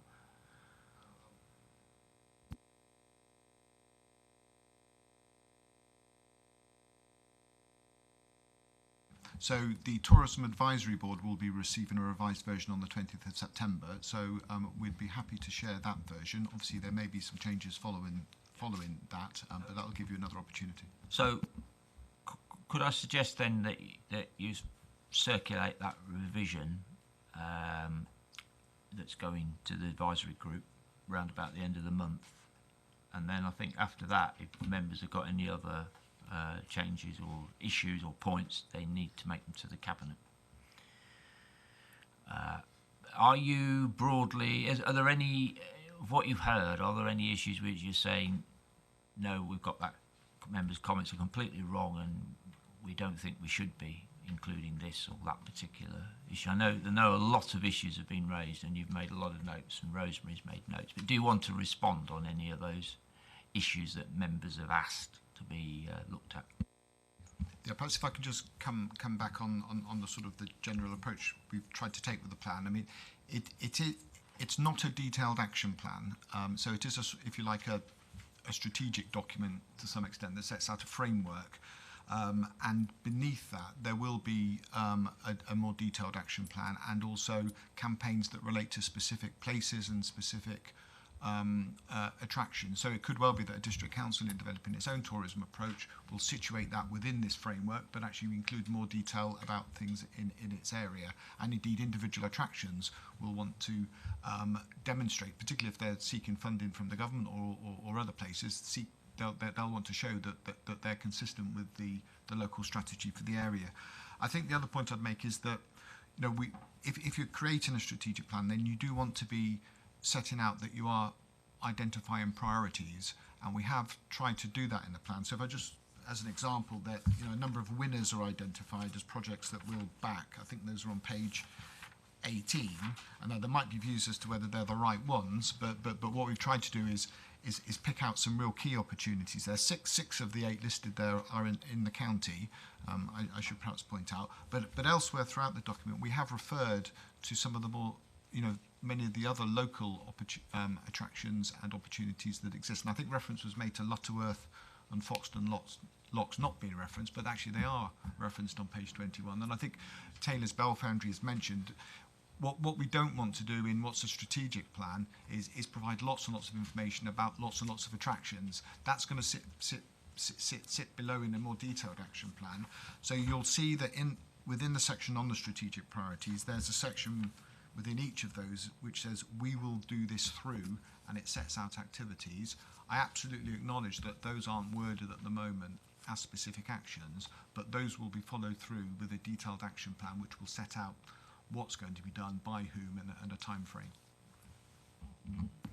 Right, okay, so you're going to have to watch out for this in its further iterations.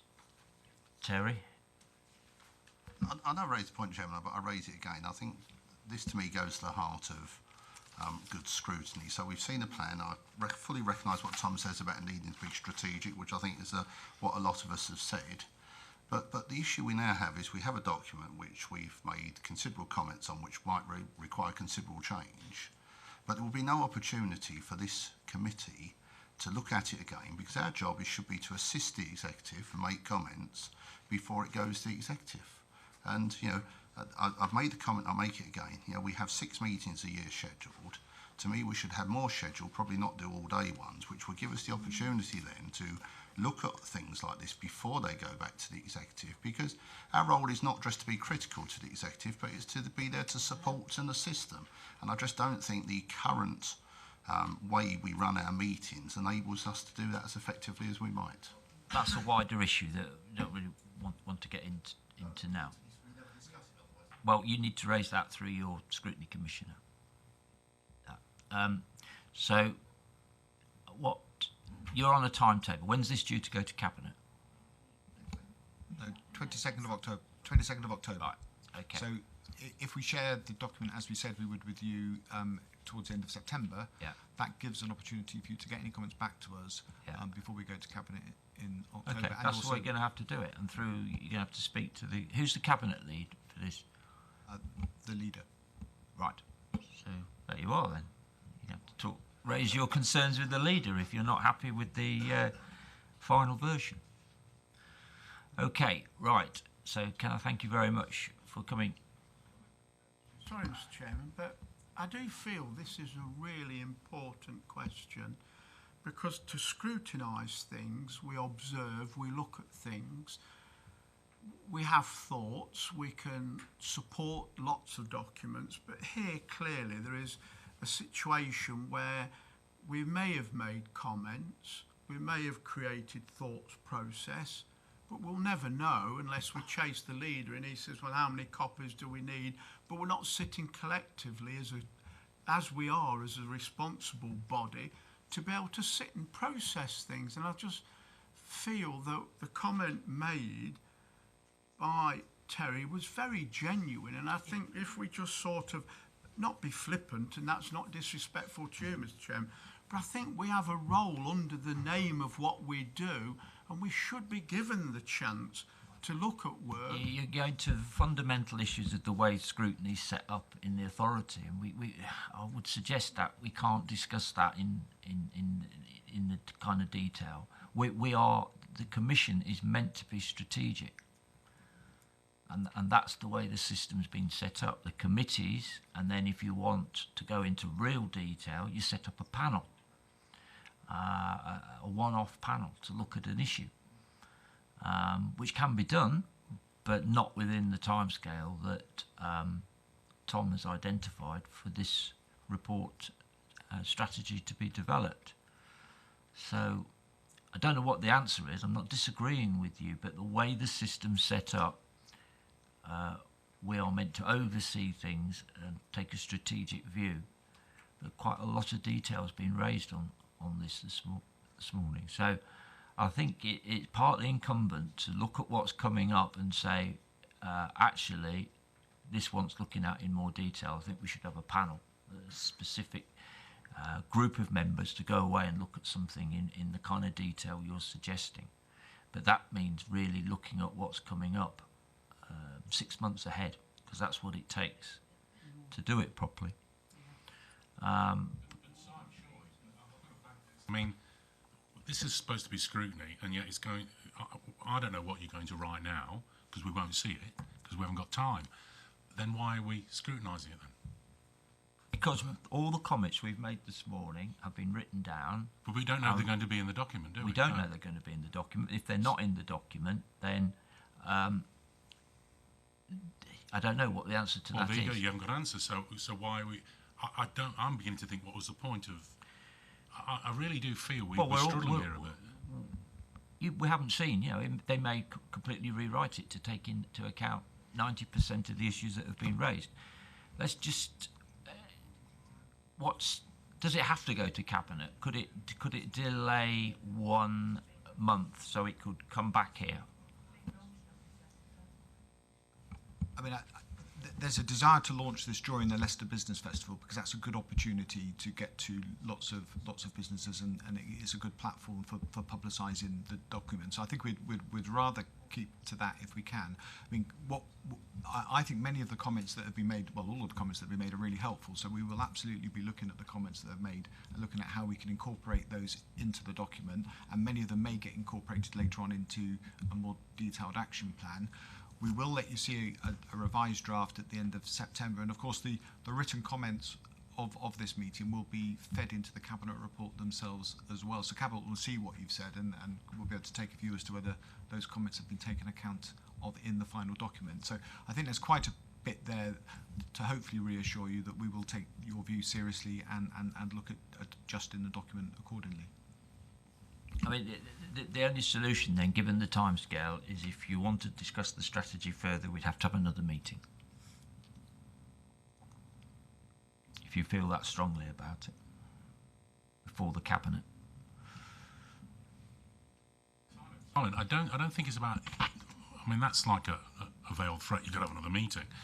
It's not a threat. That's the only procedural no, way. We need to look at the structure. We should not have to have another meeting. This should have been. The business festival has been going 3 or 4 years. We know a year in advance. Am I right? So all we're saying, and we just need. We need to make comments, and we do need to say whether those comments are acted on. You may turn around, actually, you're wrong. I don't mind. At least you got feedback. I do feel this is being rushed. I might be wrong, or I just feel, can we, and it's been said a number of times now over the past year, can we look at our process? Is it working? And for this, I don't think it's working. We can always look at process and changing it, but it will come.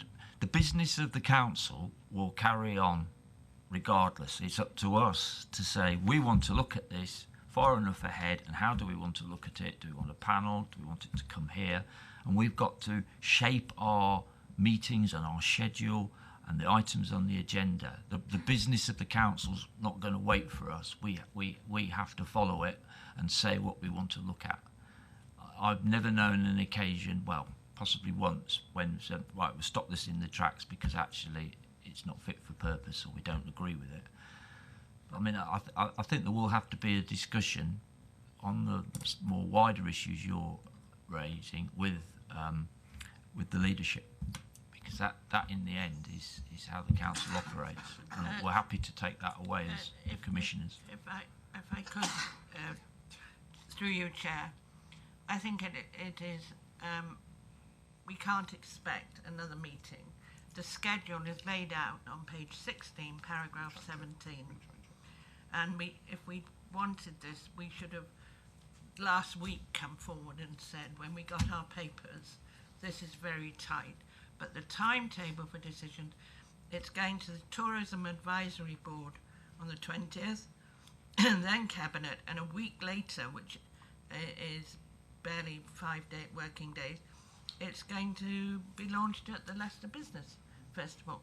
I think, and I don't think this at the moment, with our very hard-working officers here presenting this report, is the time and place for us to discuss how the scrutiny should be set up, whether we have 10 meetings I agree with you, and that's what I was saying. We can't discuss that here. We have to take that away and look at it. But I think also, I've not been on this committee for very long, but I will ask a question here while the officers are here. Do we have a work programme? Yes. Well, where is it? Absolutely. The work schedule that in November such and such and such will be coming to this committee. Yeah. The commissioners have it. The commissioners so have that. Could be discussed. Released to all members of this committee now. Yeah. There's no reason why you can't. Well, then we know what's coming up. Yeah. And we can be. I have to say, it changes. Sometimes it changes a week before the agenda comes out, because a department says we're not ready, or we've had an external of course, with issue. Greatest respect, I've been a lead member on another place for over 10 years, and I do know how work programmes work. And of course there is adjustment, but it does help the committees to know what's coming forward, so that we can, even in our own mind, start to look at it a bit more and make more inquiry. That's all I'll say, sir, Mr. Chairman, but I do think this is something that maybe not in the middle of a committee like this, either before or after the next meeting, we really do need to discuss this. Okay. Okay, thank you. Right, so I think we have to proceed on the basis that the reiteration will be sent to members through Rosemary round about the end of the month. Is that right, Tom? And then on this issue, if you've got further comments, you are going to have to make them direct to the Cabinet or through the leader. As regards the future, yes, we can absolutely share the work programme. That's not a problem. And then if you want to, well, we will have a conversation. But in the end, it's all about forward planning. It's about seeing something that's coming up and saying, actually, we want to look at this in more detail and building the timetable around it, working back from it. Okay. Can I thank you very much for coming this morning? Thank you very much for you presenting your report, and we look forward to seeing revisions. Right, moving on then to item 10, the Leicestershire and Rutland Resilience Preparedness.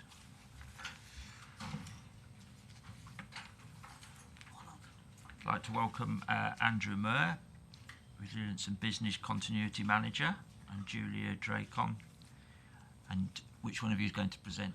I will be starting off, okay. Chair, Thank if you. that's okay, and good afternoon, everyone. This is our annual presentation or update and report on resilience and preparedness within Leicestershire area and County Council. Starting off with a quick refresher then to set the mindset. As you're aware, we work within the guidance of the Civil Contingencies Act 2004, which lays 7 duties on Category 1 responders, of which we are one. 6 of those apply to all Category 1 responders, and the 7th, the promotion of business continuity with outside agencies at the bottom there, applies to local authorities only, so that is a duty applied to just us. This is carried out as part of a partnership that we are in with all 10 or all 9 other local authorities within the Leicestershire and Rutland boundaries. They're all Category 1 responders as well, and we do this through a team of 9 resilience officers and managers as a shared service hosted by Leicestershire County Council, and Leicestershire County Council itself is up-strengthed, if you will, slightly, in that it has myself as a manager, 2 resilience officers, as well as 2 full-time business continuity staff. This is supported within that partnership by those 9 officers providing a 24/7 duty officer response, so that the fire, police and other agencies have a 24/7 contact number that they can use in order to get the local authorities to assist in a response. That fits in nicely within the whole of the Leicester and Rutland boundary. The police boundary is what's used for our local resilience forum, which in our area is badged as LLR prepared, and consists of the other Category 1 responders, such as police, fire, ambulance, health authorities, environment agency and the such.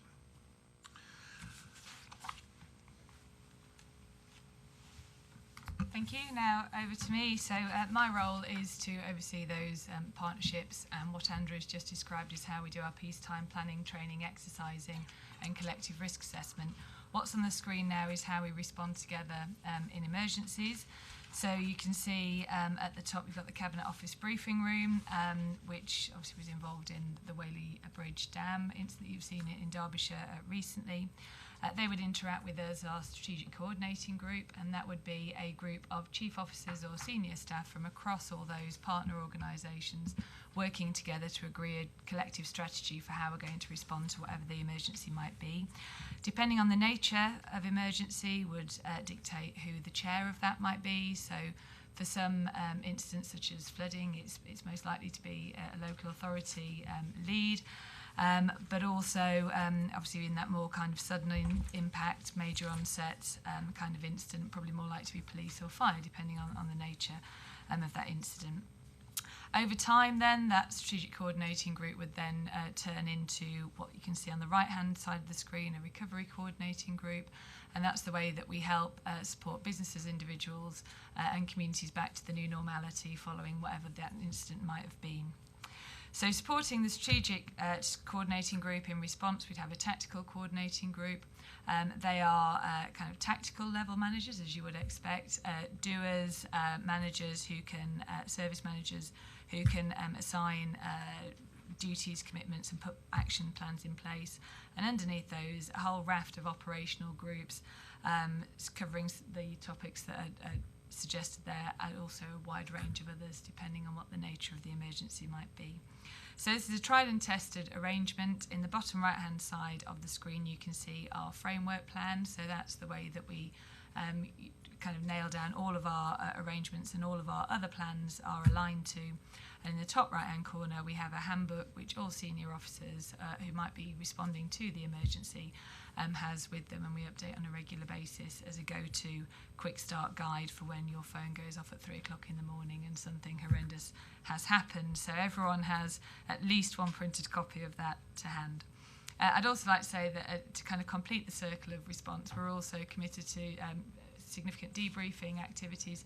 So after any incident that we've had, we will hold thorough debriefing processes both within local authorities individually and then feeding back up to that local resilience forum.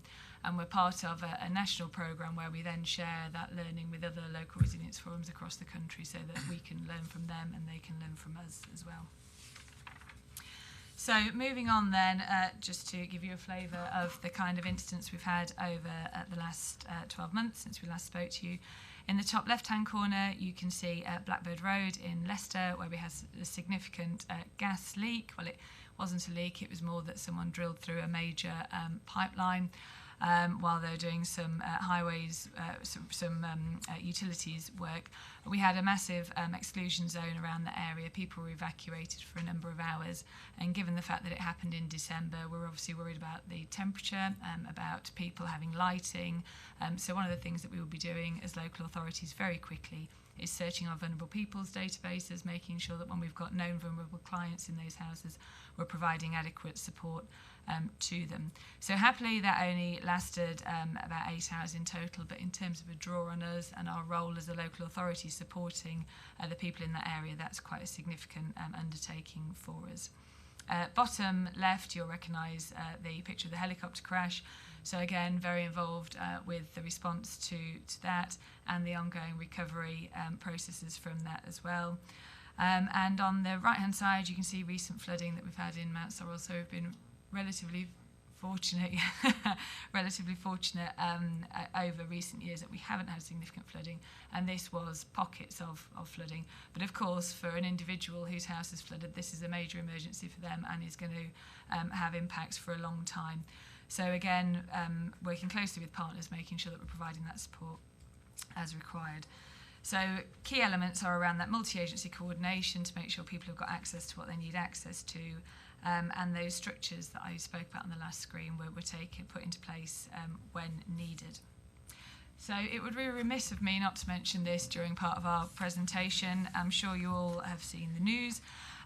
You'll appreciate that a lot of the detail that we are working on in terms of our planning is sensitive, so we can't share detail, but I'd just like to assure the committee that we are working collectively, both as a council and as a local resilience forum, on making sure that we are as ready as we can be for any impacts that a no-deal exit might lead to. The County Council is chairing those strategic coordinating groups. In fact, Tom is chairing those coordinating groups, and we're meeting regularly with partners to make sure so that we're as ready as we can be. And the County Comms team are leading the communications on a multi-agency basis for that as well.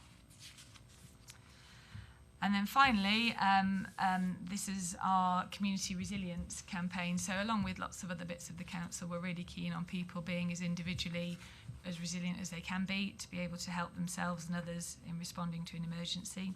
And this is just a snapshot of the things we've done or about to do with promoting people being prepared. So in the top left-hand corner, we've been working with the National Citizen Service, and we've now done 3 waves of young people with that who have been promoting flooding awareness across the Leicestershire and Rutland area. They've been brilliant. They've been really engaged. They've been really imaginative. And they've really managed to get some messages out there to other young people and also to the wider population. On the top right, you can see the Chief Constable awarding some Duke of Cornwall certificates to some scouts. So a scout group up in Melton took up the National Scouting Award, which is around community resilience and helping people in emergencies.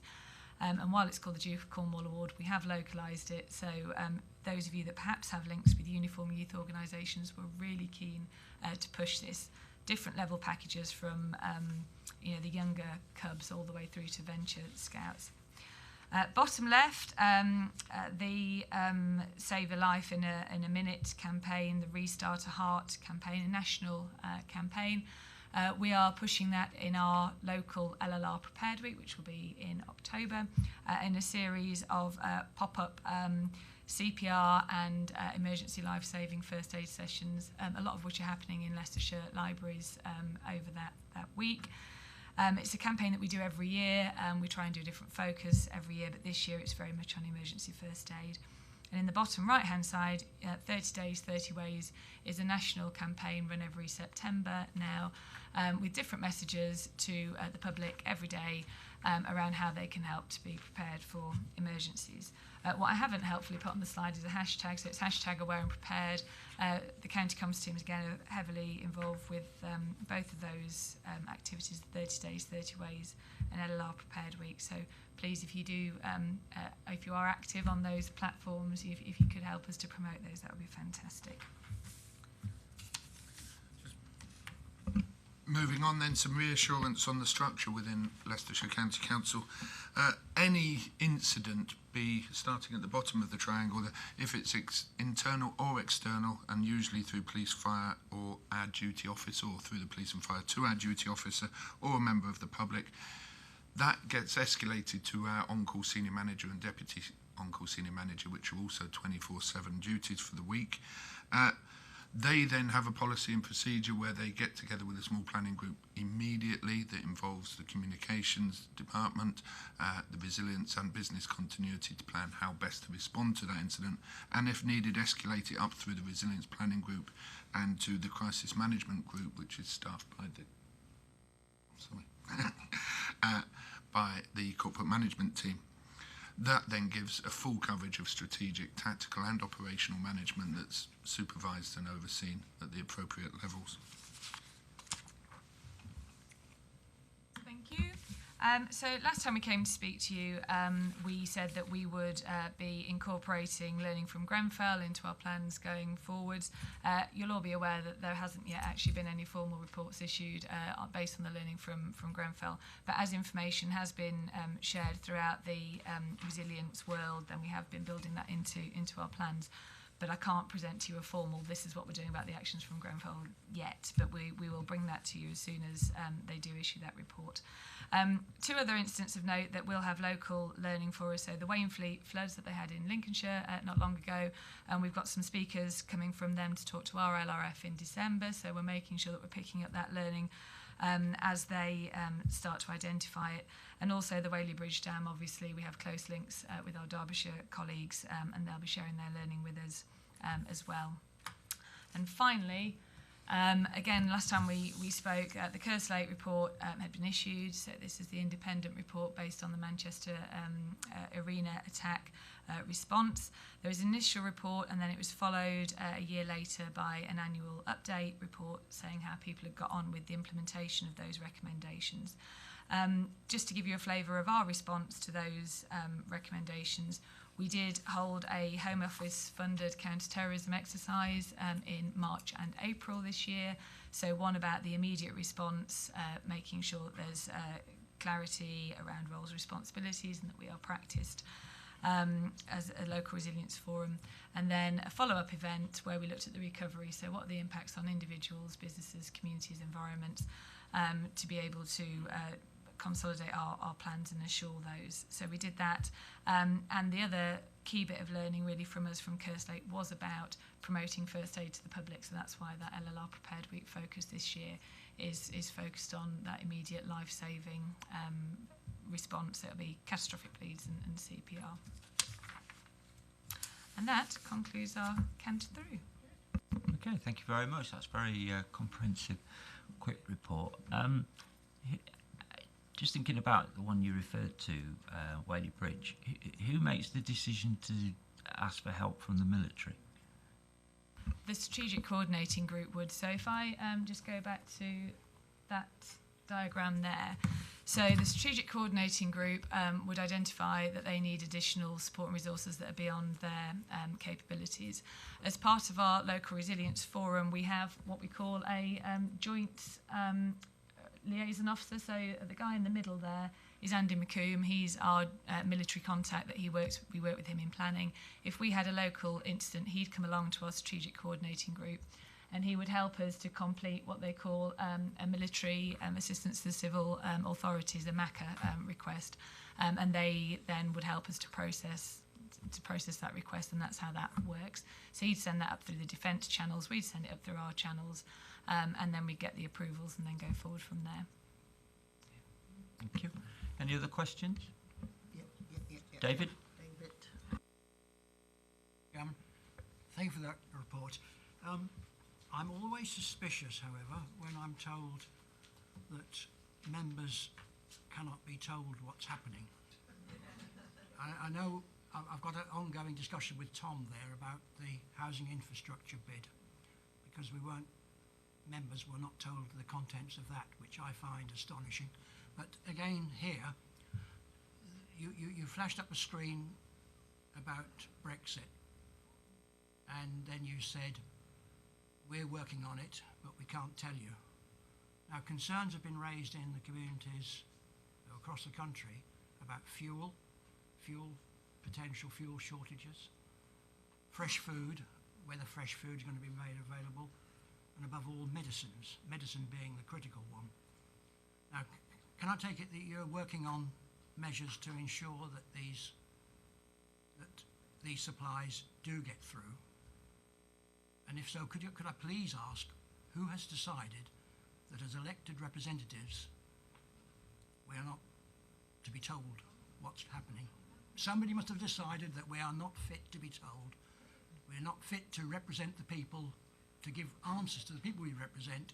And I'm just curious. I suspect these confidentiality agreements that have to be entered into before they can get the information. And that puts you in a very difficult position. If you don't sign it, you don't get it. So I imagine it's not sort of decision that's been taken here. But I believe there is a briefing being arranged for members. Now, my question is we're in open session at the moment. So is it that you can't discuss some of these issues because we're in open session, but you could discuss them if it was a closed briefing? And do you want to give a thought to that with regard to this one that's coming up in a few weeks' time?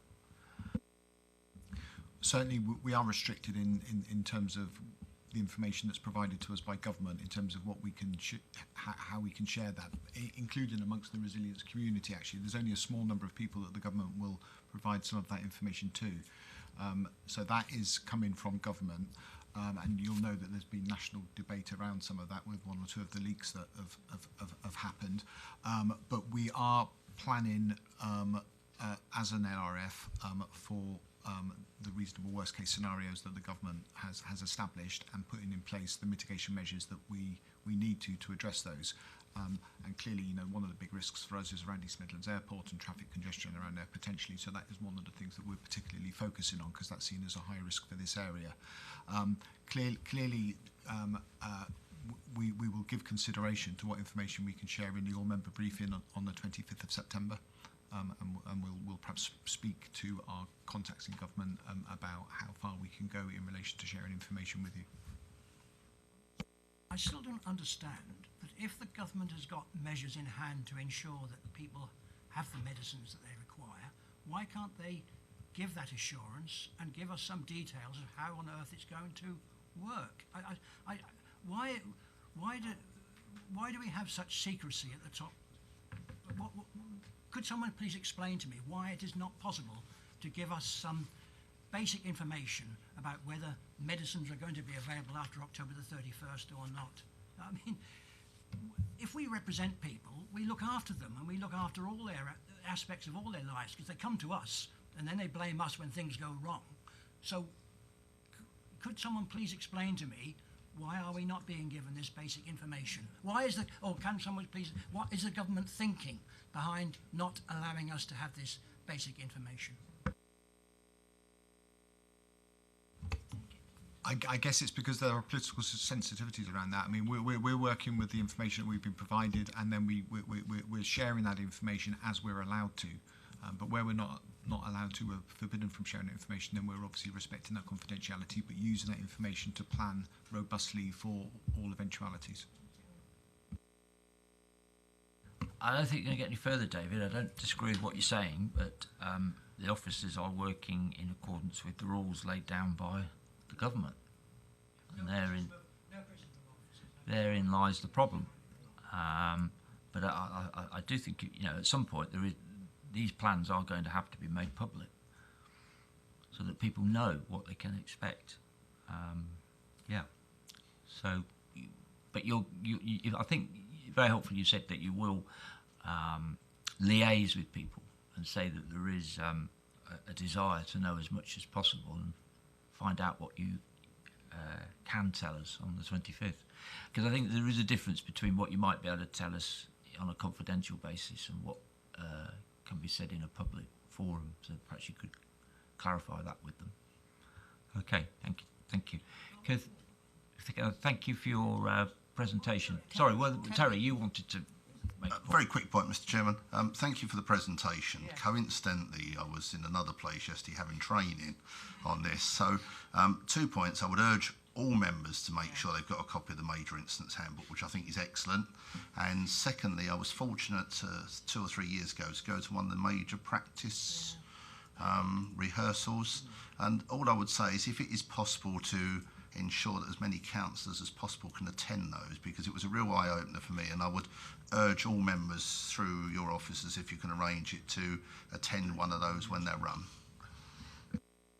Okay, take that on board. Right. Okay, any other comments? No, thank you very much for coming. Now, I don't think we're going to finish this agenda by a reasonable time in order for members to and officers to get some lunch. So I would suggest that we take an hour's break and come back at 1:45. And sorry, John, but you go get some lunch as well, and then we'll kick off with the strategy property report, and then move on to the 2 financial reports at 1:45. Thank you.